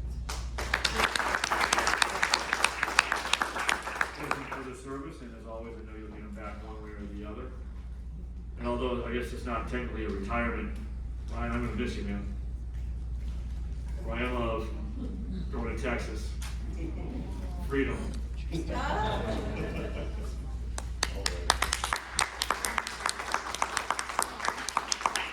gonna roll into public participation. Mr. Lug, would you have a card for 12A and 11? Would you mind combining those and you wanna go now and handle both topics? Or do you wanna separate it out? I can speak on the future agenda item, that's fine. Yeah, if you could do that way we'll just have everybody. Because I think you just add the additional time. I'm not gonna use probably all of it anyway, so. Perfect, let's do it that way. Okay, So thank Mr. you. Ludwig will go first, so he's gonna talk about future agenda items on 12A, and then he's gonna have a public comment in 11. Mr. Burton, is Mr. Burton here? No, he's not. Diana Hanna will be the following, please. And then Heather, you'll be third up. Heather left, I think. Is it Warsham? Did Diane? Thank you. I'm misenunciating the name. Dunya, Hannah, Hanna. Nope, okay, so I'm gonna maybe sit up for Heather, so it's the Ludwig show, back to back, please. And then, is Mary Reed in the audience? Mary, you'll be third.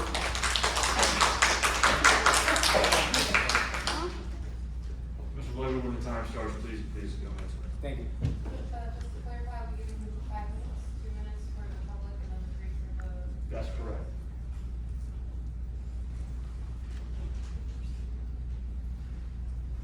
Thank you very much, Board.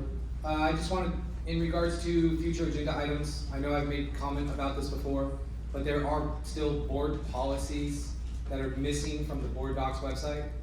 I think it would be behooving of the board to do some form of audit to verify that all policies that you guys voted on the special meeting, I believe back in February, in regards to getting those new board policies and the amendments to the board policies passed, that they're all represented on the board docs. I don't know if that's an agenda item, but that's what I'm requesting. I know for a fact that one definitely is missing. I don't have it with me right now, but I know I mentioned it in a prior meeting. Moving on to my public comment, I just wanted to bring something to Jim, your attention in regards to the special board meeting on the 23rd of February, when Anthony Carnevale was trying to bring forward an email that I had sent to all the board members in regards to documents that appeared to have been altered. You made a comment that upsetted me as a voter and an electorate in this community, that it wasn't a district originated email. Last time I checked, you are an elected official by the community, so in theory, as a public official, you would be working for me, and for you to make that statement to me on the record, or to him that I overheard on the record, I believe violates our relationship of a community member and electorate to an elected official. I'll let you add time. I don't recall the particular comment or the particular email. If you could help me out, or I'm happy to talk to you offline afterwards. Whatever you're comfortable with. Basically, I had sent the entire board an email with 2 attachments. One was my FERPA request on my daughter's record, and one was the evidence that was put in by the district prior to the hearing. And the one that the district had submitted for the evidence was altered compared to the original one that was signed by the principal and dated to a document that wasn't signed and dated. You made comment that it wasn't a district originated email, and that you basically cut Anthony off from trying to have discussion on it. And that kind of violated the trust that I had with you, because as an elected official, you work for the community and the electorate, which I'm included in, and it seemed like you were trying to defend the district and the superintendent making that statement to the general public that was here. Because you weren't directing it at me, because Anthony was the one trying to speak to it. He even was assisting Karen, showing her the email in her email, and you basically cut him off. And I feel that not only did you misrepresent me as a community member and a voter, but you also misrepresented your board member that works beside you in a group of 5. All right, and if I did that, I apologize. I don't recall that specific interaction. It's on video, so I'm sure it happened, but no, I apologize to you. I appreciate that. Thank you.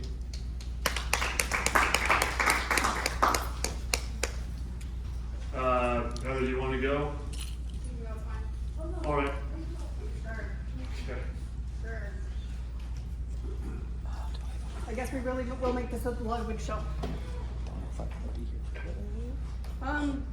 For those of you who don't know me, I have 2 kids in this district, and I have for like the last 10 years. I used to work for this district. I did noon duty, PTO, countless hours of volunteer hours for teachers, redoing doors, designs, anything they asked for. I wanted to work for this district and show my kids that even at the end of the day, you can help others, you can do it, just give some time and help others. I wanted my kids to know if you stand up and you do the right thing, you can take a learning lesson in it.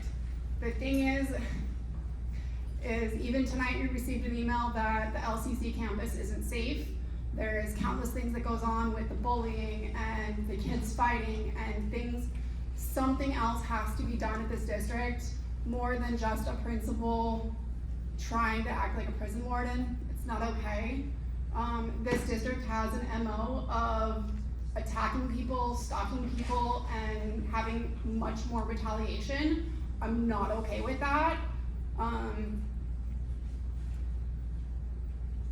I went through a TRO with this district. I went through attorneys with this district. I went through 14 days of continuous 4 to 6 months of giving stay away contracts of don't be on campus. It violated my rights. You guys continue to violate rights of not only me, but of many, many people. It's It's gotta stop. You guys keep asking for parent involvement. Why do parents wanna help and why do parents wanna be a part of something when you continually attack them? Nobody wants to go through what I've been through. Not to mention, majority of the people that live in this area make them less than $70,000. Jim, you're an attorney. I'm sure your hourly rate is $400 or $500 an hour. I even asked in my daughter's hearing, what was the district's attorney hourly? They couldn't answer that. You guys have failed this district, you have failed the families. So I'm asking right now, David, step down.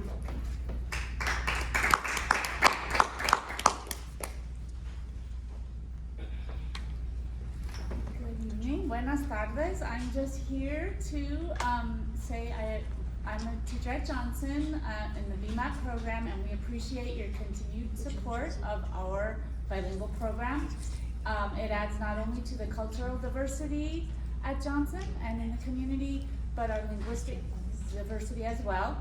Our students are developing 21st century skills and becoming literate in 2 languages.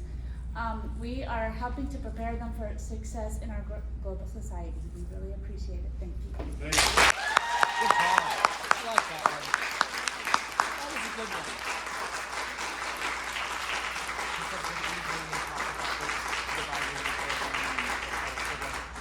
Irma Perez, please. Lizette Gonzalez and Jose Saporta. Sabeda. Oh.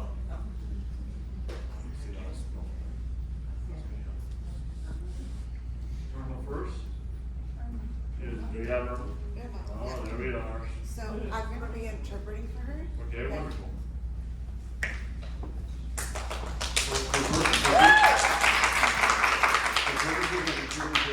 We really don't have a running clock, just keep it kind of as a general number, okay? Buenas noches, mi nombre es Irma Cruz Pérez, soy mamá de 4 niños, el mayor 19 años, 20 años, perdón, la segunda 18, la tercera 15 y el menor 7 años. Good night, my name is Irma Perez. I have a total of 3 children. The first is, which is my oldest, he is 20, the second 18, and the third 15. I'm sorry, I missed one. The youngest, which is 7 years old. Me uní a este distrito en 2010 con mis niños. He sido voluntaria todo este tiempo en la escuela Johnson y en el Cajon. Así que lo que quisiera expresar es solo mi agradecimiento por este distrito y la escuela Johnson.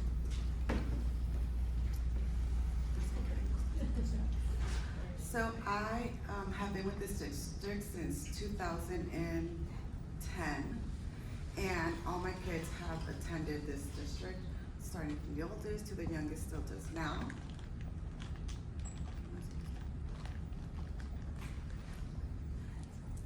And all of them actually attended Johnson Elementary. And I just want to, I'm just very grateful for the whole district in general, and also Johnson Elementary, considering the fact that all my kids started at Johnson. Thank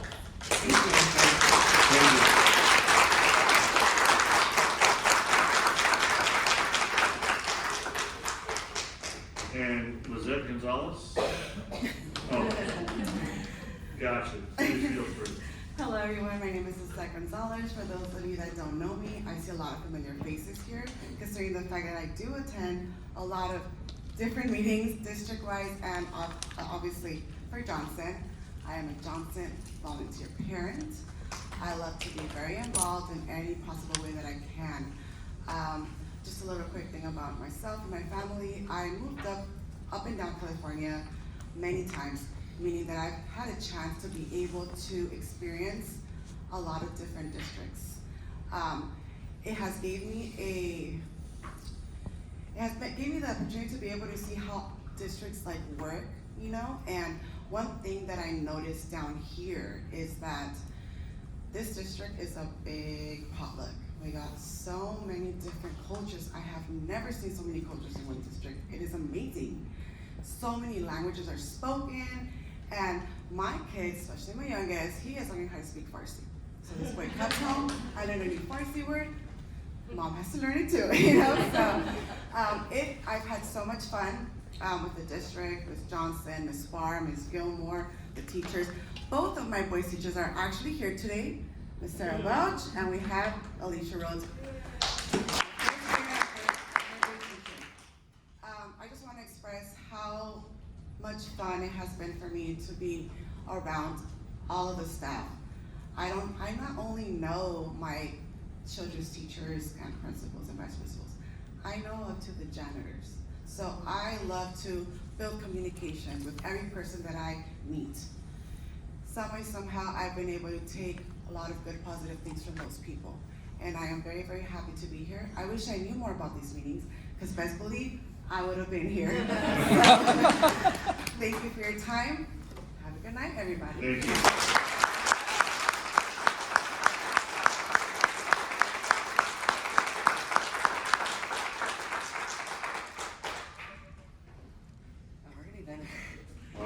Our guest speaker.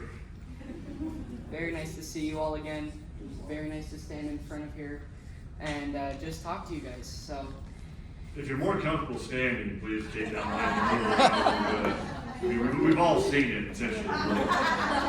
dear board, thank you for allowing me to come before you once again. This time I wanted to come and thank you for supporting me as a student and helping me build my education. Recently, I was looking back at one of the first videos of me practicing my first TEDx speech, and it made me think deeply and appreciate of how far I've come. Being a student of Cajon Valley, learning about the TEDx and World of Work programs has allowed me the opportunity to earn special invitations to speak and be a part of many exciting conferences outside my school district, like the ASU GSV conferences, the SDSU Binational Reboarder Conference, and most recently, I was able to be a presenter at the 2024 GABE Dual Language Conference. My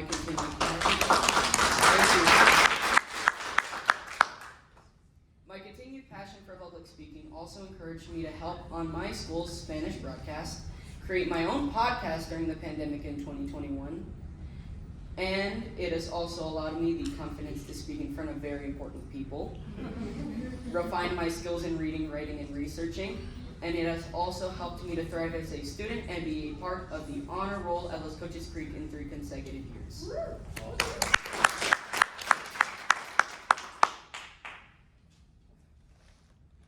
Learning about the World of Work and my own individual RISA code also encouraged me to research and practice an elevator pitch and earn an internship with a teen mental health company 2 years ago. As I look into future career opportunities, my goal is to pursue a career in law and criminal justice, communications, or computer engineering. Thank you for everything you do for our community and for continuing to have great opportunities for the students of Cajon Valley.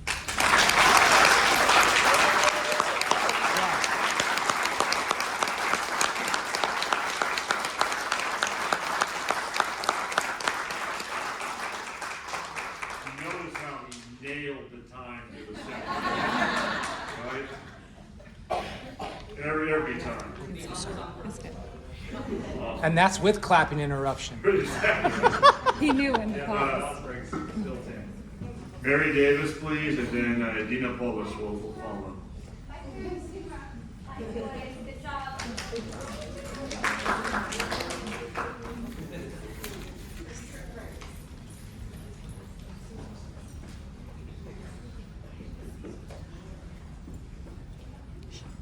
Mine, it's a hard act to follow, young man. So great job. First, so a few things. One is transparency, and I again asking this district to up its transparency game. One is meeting videos. I'm not sure if that workshop was recorded the other day. If not, please record your workshops. Also, please make all your videos readily available online. Most Shul Vista Elementary does, the Board of Supervisors does. For a district that specializes in videos, it seems to me you would make your board meetings as prominent as your TED Talk meetings available to the public. I'm also asking you to itemize your expenses for travel, consultants, and contracts. Your bond oversight committee, I know you keep falling back on the fact that you have an A, but I'm wondering if they know you don't follow your own bylaws, which again, from 2013, say you are to meet quarterly, not semi-annually. You also have openings on that the last I checked. So please fill those vacancies and give real oversight. Now, lastly, for standards, and this goes back to the Salty Beach Kiss, I am asking an investigation on this, and the reason is because I talk about intersectionality. As I was researching your expulsion rules, I came across your parental notification policy, and in that section C, it says creating a false profile for the purpose of having one or more effects of the listed paragraph. So a false profile was created, and it seems to me if students having a burner account and harassing or stalking others is a violation for students, it must surely be for staff. Your own unhealthy relationship slide for sex ed says know the signs a person who you don't know in real life tries to get information or friend you. Lastly, if the state budget gets too bad, you could always do your sex ed curriculum. That seems to me like it was very popular, and if it proves so and acceptable, you could monetize it and then make the world of sex. Thank you so much. Coming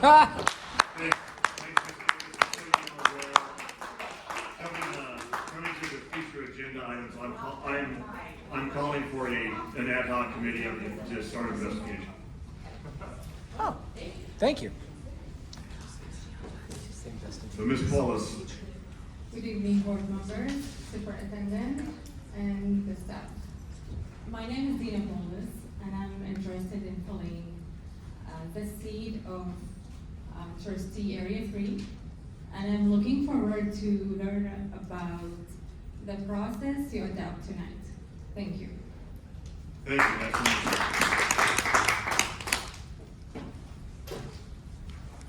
that concludes the public participation. CVEA.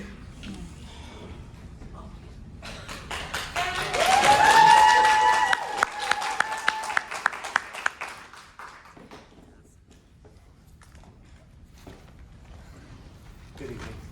Can you guys, yeah, there we go.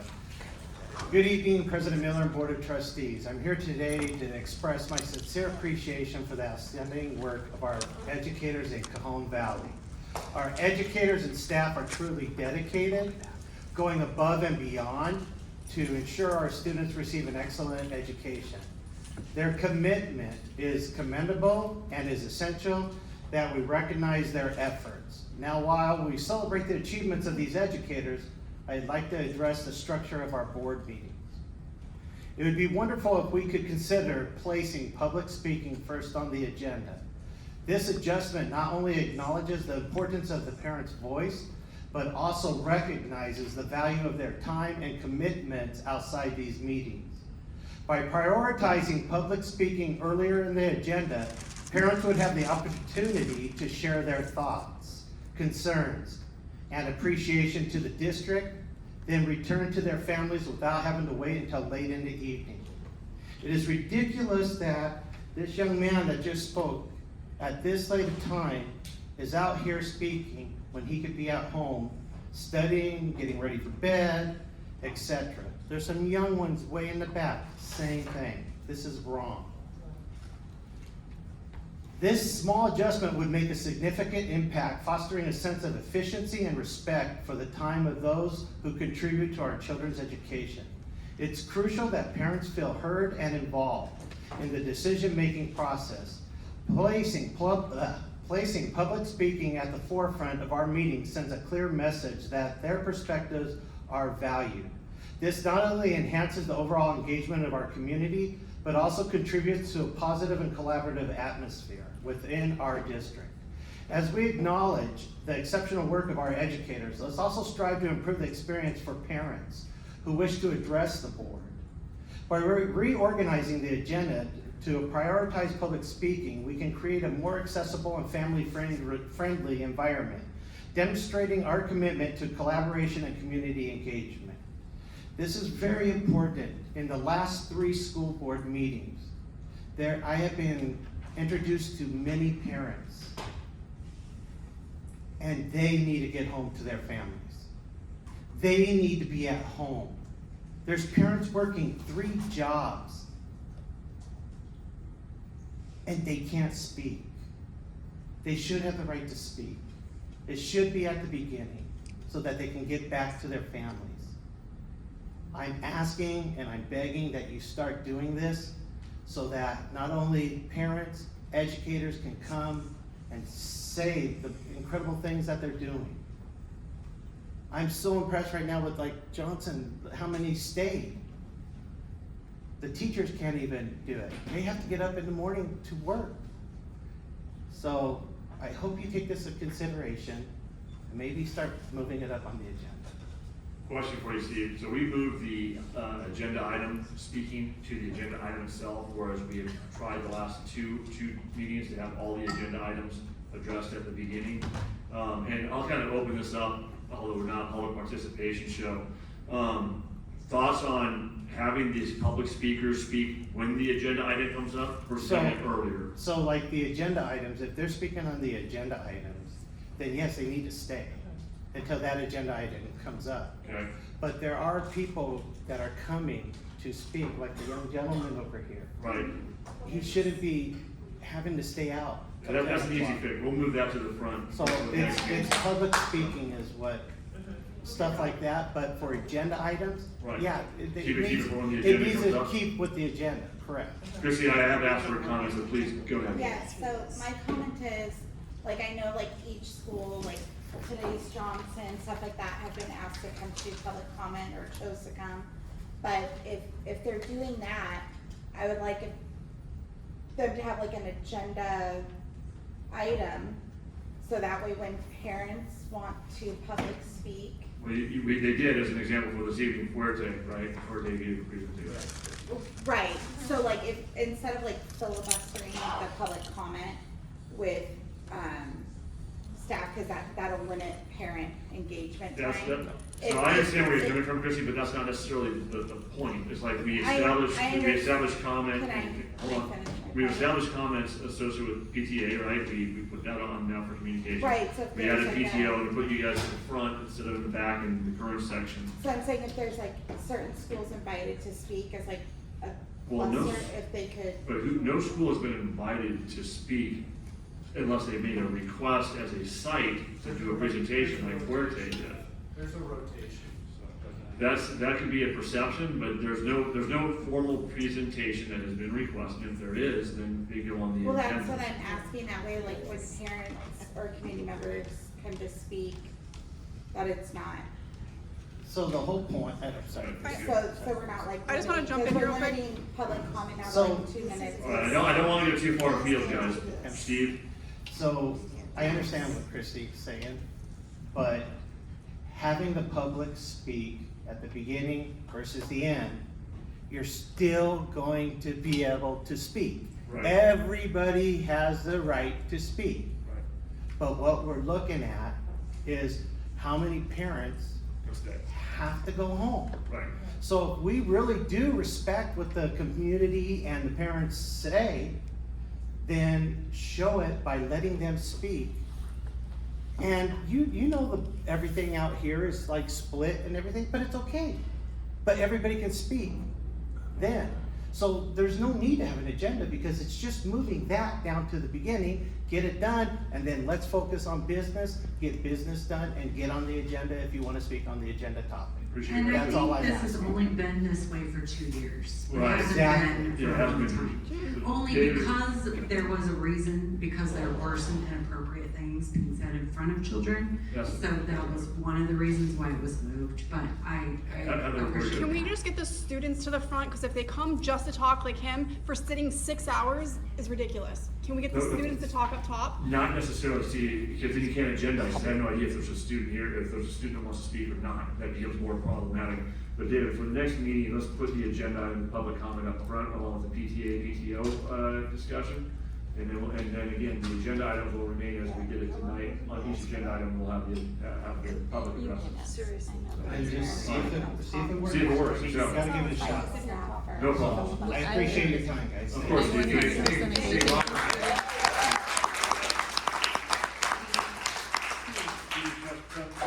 Kevin Volley had a question. While we're at it, do you want CVEA moved up to the front? Is that an offer? I think Brian would be good with that. I'm on board. We're off. I remember CBA was saying you had to wake up at 6 a.m. the next day at the last meeting, so. Honestly, Communications be moved to the front. honestly, I mean, I'm gonna be here anyways, the whole thing, so it is what it is. But, you know, Brian All right. is. I don't see Mark. Anybody else from CSEA? And then if not, Brian, come on up.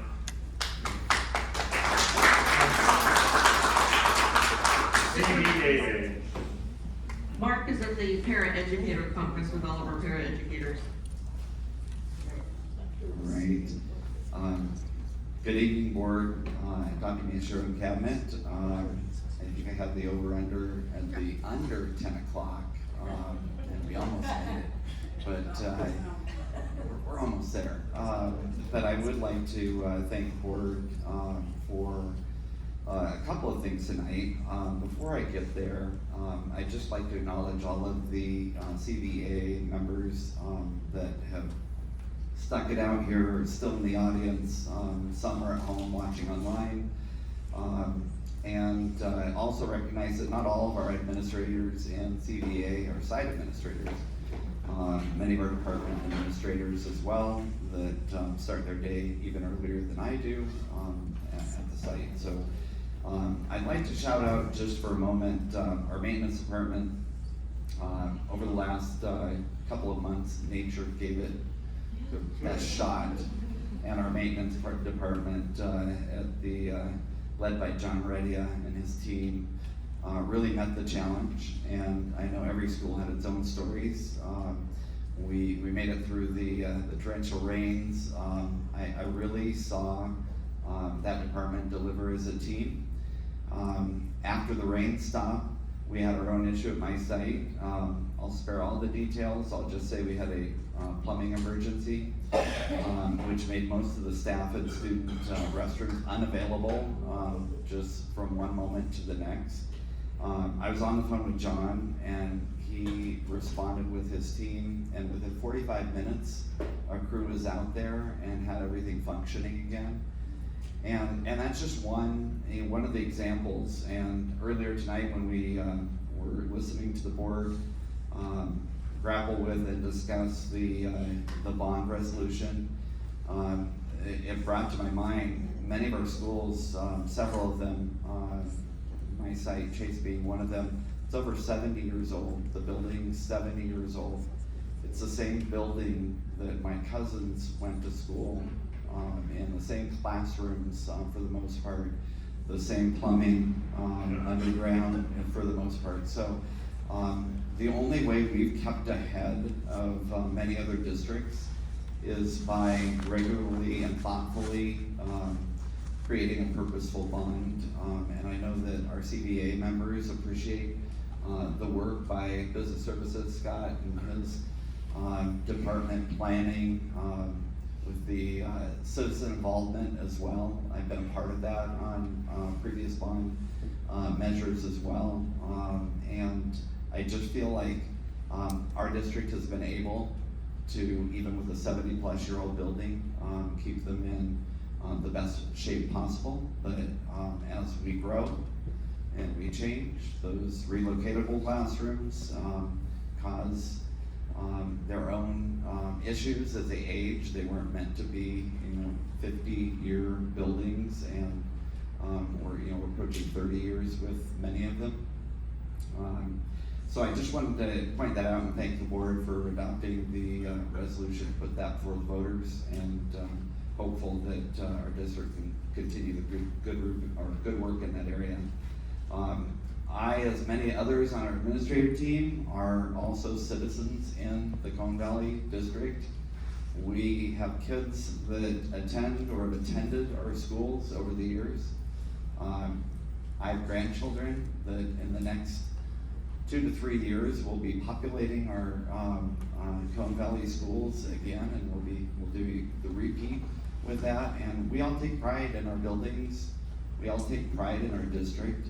I watched Jose come out and knock it out of the park, and I thought, wow, what if I had that opportunity as a student? I was a student at Cajon Valley. We didn't have an opportunity to learn through a presentation literacy program that was thoughtful, intentional for our students. So I just wanted to say the work of our administrative team isn't just because they're proud of, they have a job in the district. They're proud of the Cajon Valley District, and we want the best for our students and our staff. So thank you tonight.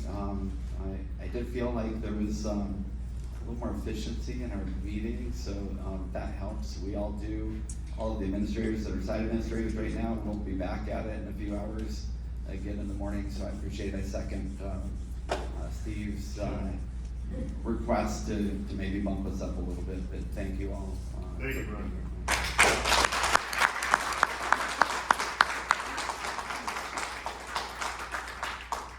We bumped down to 12A. Juliana, get out of here. Surprised you survived this long. Juliana, she is not feeling well. She's a trooper deal to get out of here tonight. So 11G is a duplicate. We go to 12A, which are discuss future agenda items. I know I have a couple, but we will go down the list. Karen, do you have any? I think that we have put a list together. I would like to see what that list is again, maybe in an email, so I don't have to go back searching through the future agenda items that we have discussed at past board meetings. Okay, I will second that. Right. That said, the future agenda items I would be adding, I have something to add. Oh, I thought that's what I thought by seconding that you were done. I apologize. Please continue. No worries. We were emailed, and I don't know if this is in our jurisdiction, but I wanted to see if we could use the bat phone to call our county supervisors or someone regarding, a parent, I believe, emailed all of us regarding a homeless encampment near Hamishaw Elementary. And, because that's obviously a safety concern for any students coming to and from campus. It looks like they've set up on partially an abandoned property and partially in the riverbed. I know there's an environmental guy at the county who had really cared about that riverbed for many years. I was trying to sell the golf course years ago out there, caught in the golf course, and he said, you know, I prefer to see the whole golf course go back to seed, and actually he's seeing his dream come true on that end of the golf course. But aside from the environmental concerns, the safety concern for our students, and hopefully I think it would be sheriff jurisdiction out there to help us address that safety concern. It would be sheriff. Past future agenda items, I'll renew my request that we agendize a vote for non-enforcement of AR 5145.3. County Office of Education has guidance in support of that. Of course, the federal injunction has guidance in support of that. It helps secure a letter for pro bono legal representation if we do that for Cajon Valley and for Lakeside. And Lakeside Board 2 months ago now voted 5-0 to make that non-enforceable. It is a trifecta of harm for students, staff, and parents, as the federal Judge Benitez said. And I think we need to get on that, and that's following up with my special meeting request back in September after that ruling came out. I hope we can address that at the very next meeting. Anything else? That's it. Thank you. All right, so first and foremost, we need to put a workshop date for the board policies that were pulled onto the calendar. From that workshop, I envision that workshop to be that 30,000-foot view of the overall policies, and then we can focus on a couple while we're there. After that, I want to establish parent committees in order to take a look at those policies in depth for the policies that would be appropriate to have such committees and parent and community involvement. That might be one committee, that might be two, because there were a good number that were pulled. The next topic will be to establish an ad hoc committee to investigate the allegations against former trustee Joe Alegria. We are a self-governing board, The allegations were made that while she was on the board, they were made within her board capacity. There has been a request by trustee Carnavale and a request by his wife in open session that we change or adopt a board policy that would apply to social media contact by staff members and students. So that is absolutely something very important to do. I requested information from trustee Carnavale without response at this point. That's untrue. Your response was you don't want to respond. No, So that's not true. That's exactly your response. No, you are. You don't want me to read what your response is, Anthony. So I would like you to read it. You're being absolutely dishonest. That's not true. And you're interrupting my future agenda item. Well, Thank you very much. You brought me up by name. We just talked about this last week. Stop, you guys are fucking ridiculous. You requested that we take a look at a board policy and that we're gonna do that. So I am trying to work through that particular issue by establishing an investigation and by telling an absolute demonstrable lie. What, that you did not want to provide the information requested of you? I said, and I'm gonna thank you right now for bringing this up in public, which is the proper forum. You said, I spoke with trustee Alegria about this, and now I would like to speak with you. I said, I would have liked to avoid becoming a third board member outside of a public meeting. That was my response. That's not the email response that I have from you at all, Anthony. So regardless, and then the last aspect that I want to put on the future agenda is a board self-evaluation with possibly a facilitator from CSBA, and we received information associated with how to do that, and I would like to see that put in place. So those are the three future agenda items that are important to add. So those are my future agenda items. Anthony, you seem to be on a roll. Why don't you go into your board report? Well, first I'd like to thank everyone for staying till after 10 p.m.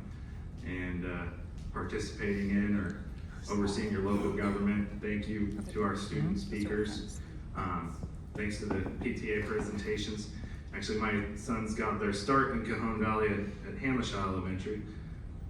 The older boys went to HESA. That was fun while it lasted. They actually can say they walked uphill to school both ways because I blazed this Billy Goat trail from home to school over the little mountain there. It was like 1,600 foot elevation gain. But then that school fell into program improvement, so they went to Hamishaw, then we moved up to Blossom Valley, and fun fact, Hamishaw and Blossom Valley have exactly the same footprint as far as a campus goes, so it was easy for them to know how to get around the school site. The BV Blossom Valley patriotic performances that were mentioned, something that I have fond memories of, my wife as well. LCC dodgeball, same thing. The Crest PTA wasn't here tonight, but I did want to shout out the president up there, Shauna, for getting an experience for the kids where they can go in and basically look at the galaxies and the stars and everything. That was, okay. That was, Edith, you mentioned, you had so much to mention, thank you. Thanks for giving us the rundown. Been on the sex health curriculum committee meetings, attended a couple of those. You saw how that went. That's a model for this district. Jogathon at BV has been a success for years and years. I did, because this is the appropriate forum to bring this up, I did want to bring to the board's attention a couple things. So, and the timeline's important here because the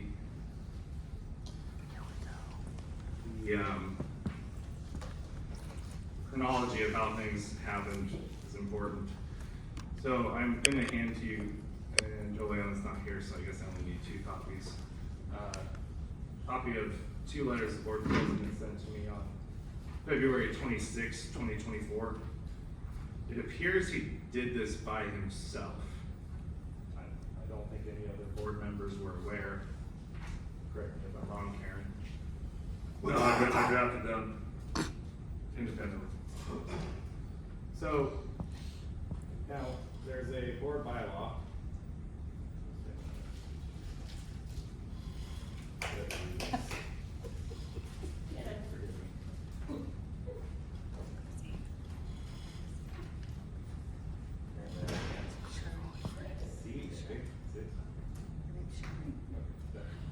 My pastor got one, sorry about that. board bylaw that reads, consistent with board authority resting with the board as a whole, members of the board shall not use district or board stationery to communicate on any issue that has not been approved and are authorized by the board. I received 4 letters like these on district letterhead that the board president has done by himself, and I think that chronology is important here because the Thursday before this letter, these 2 letters were sent to me. One, him making spurious allegations of potential Brown Act violations because he sees me typing on this laptop here on a Word document, by the way. And the other demanding that I go gather evidence from all of my known associates and trying to paint a false record of what actually happened. Again, he asked me, after telling me he spoke with another board member to engage with him on a topic, I said the more appropriate forum for that would be in public at a meeting. I'm concerned about potential Brown Act violations because if any of us 3 communicate via text, social media, whatever, then the Brown Act violations become a concern.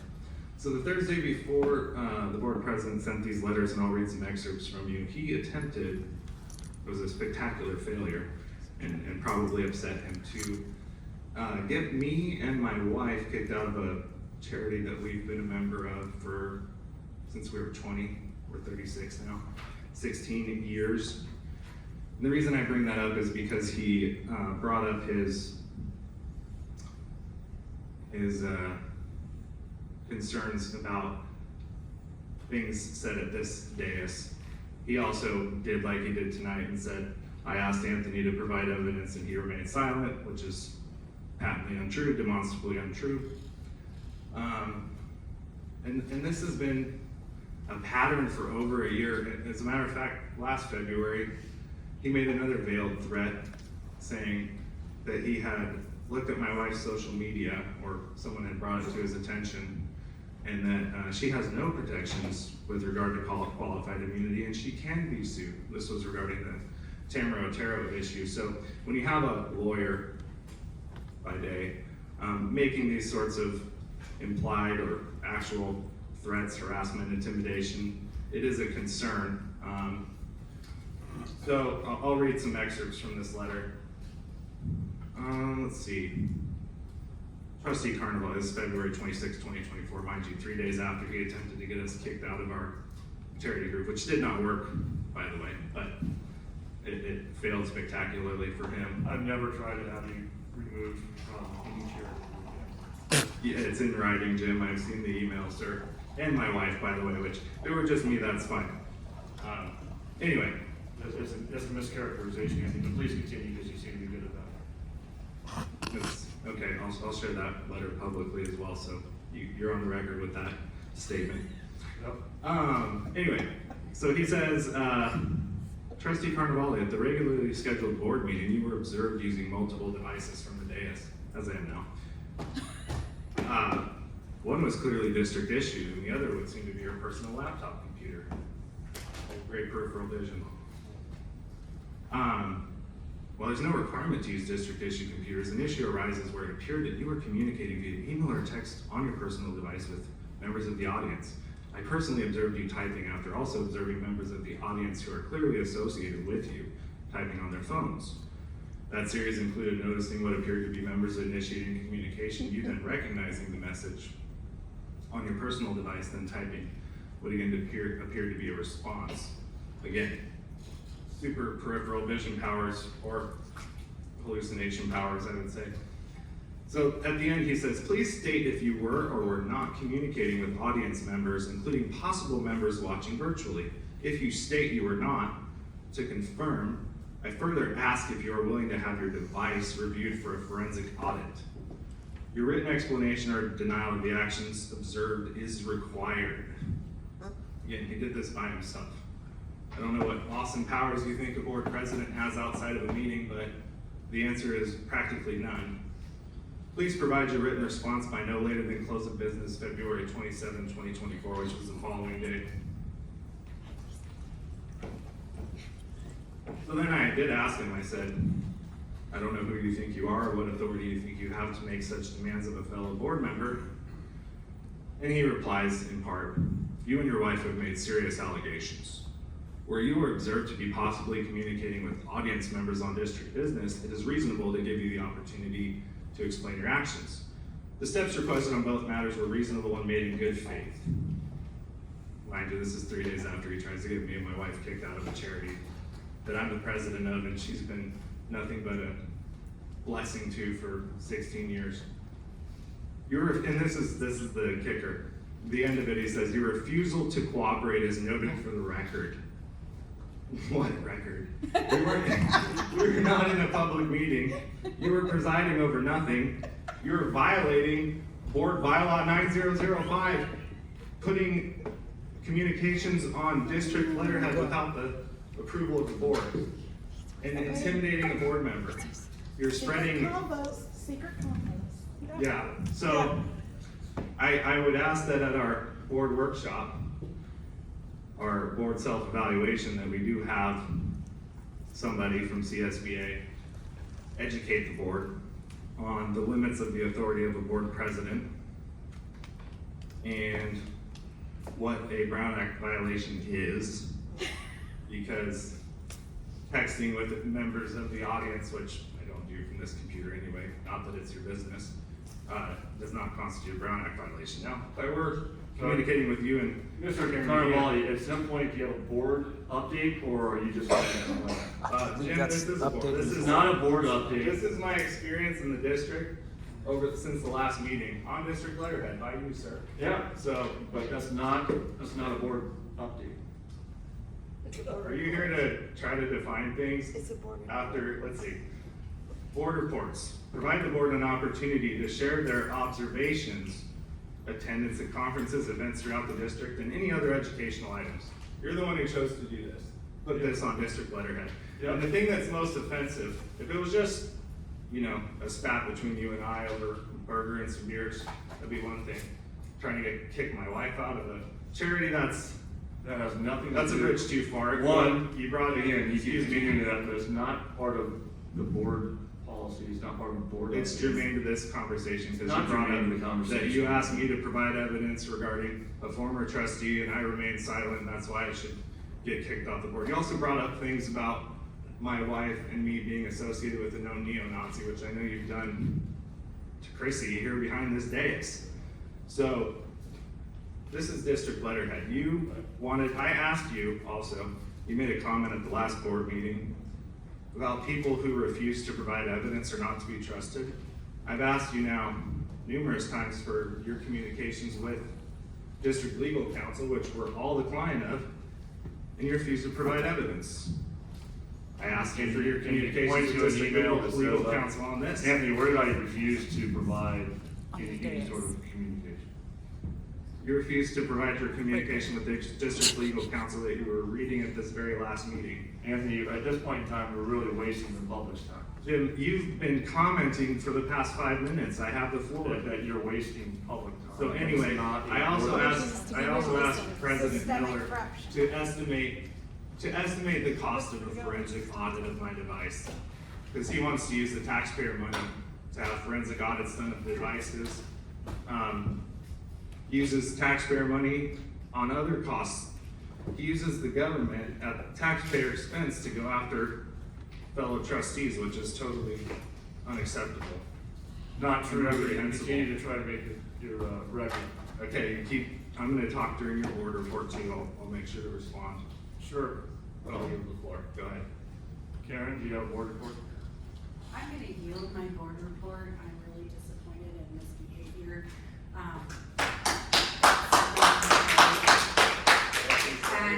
And excuse me, I have not interrupted you once.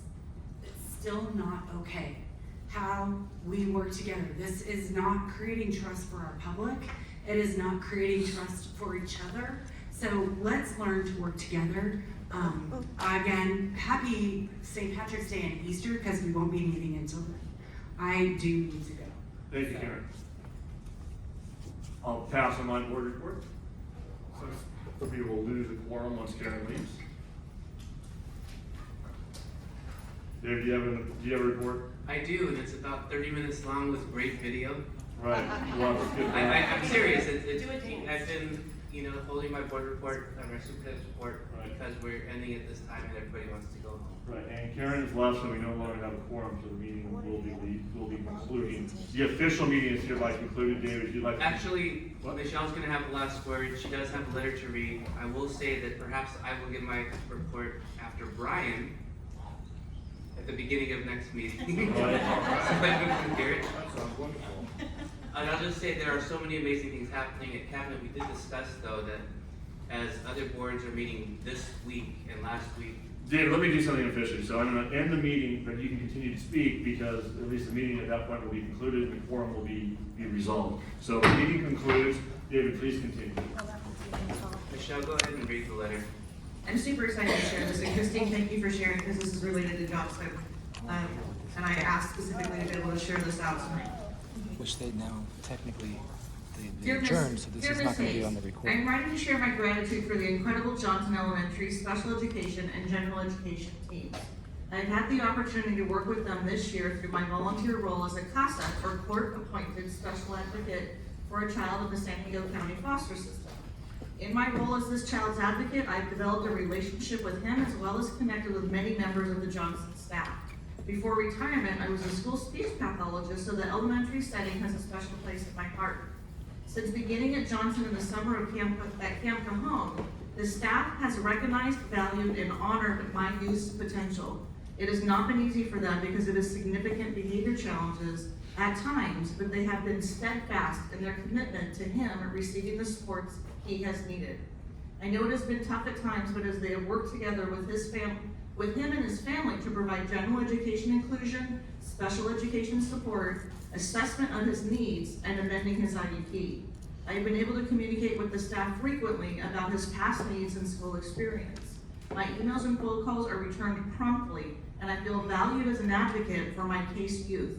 I have visited his general and special education classrooms regularly and have observed him to be engaged with the teachers and peers. I always communicate with my youth's biological mother, sharing what I have seen. I truly believe that my youth has made a substantial growth because he attends Johnson. My appreciation goes out to Christine Spar, Karen Gilmore, Lena Porter, Lisa Johnson, Sonia Romero, Nayeli Dvala, Kelly Keeman, Deborah Stallard, and many para-educators. Respectfully, Hillary Nix, CASA.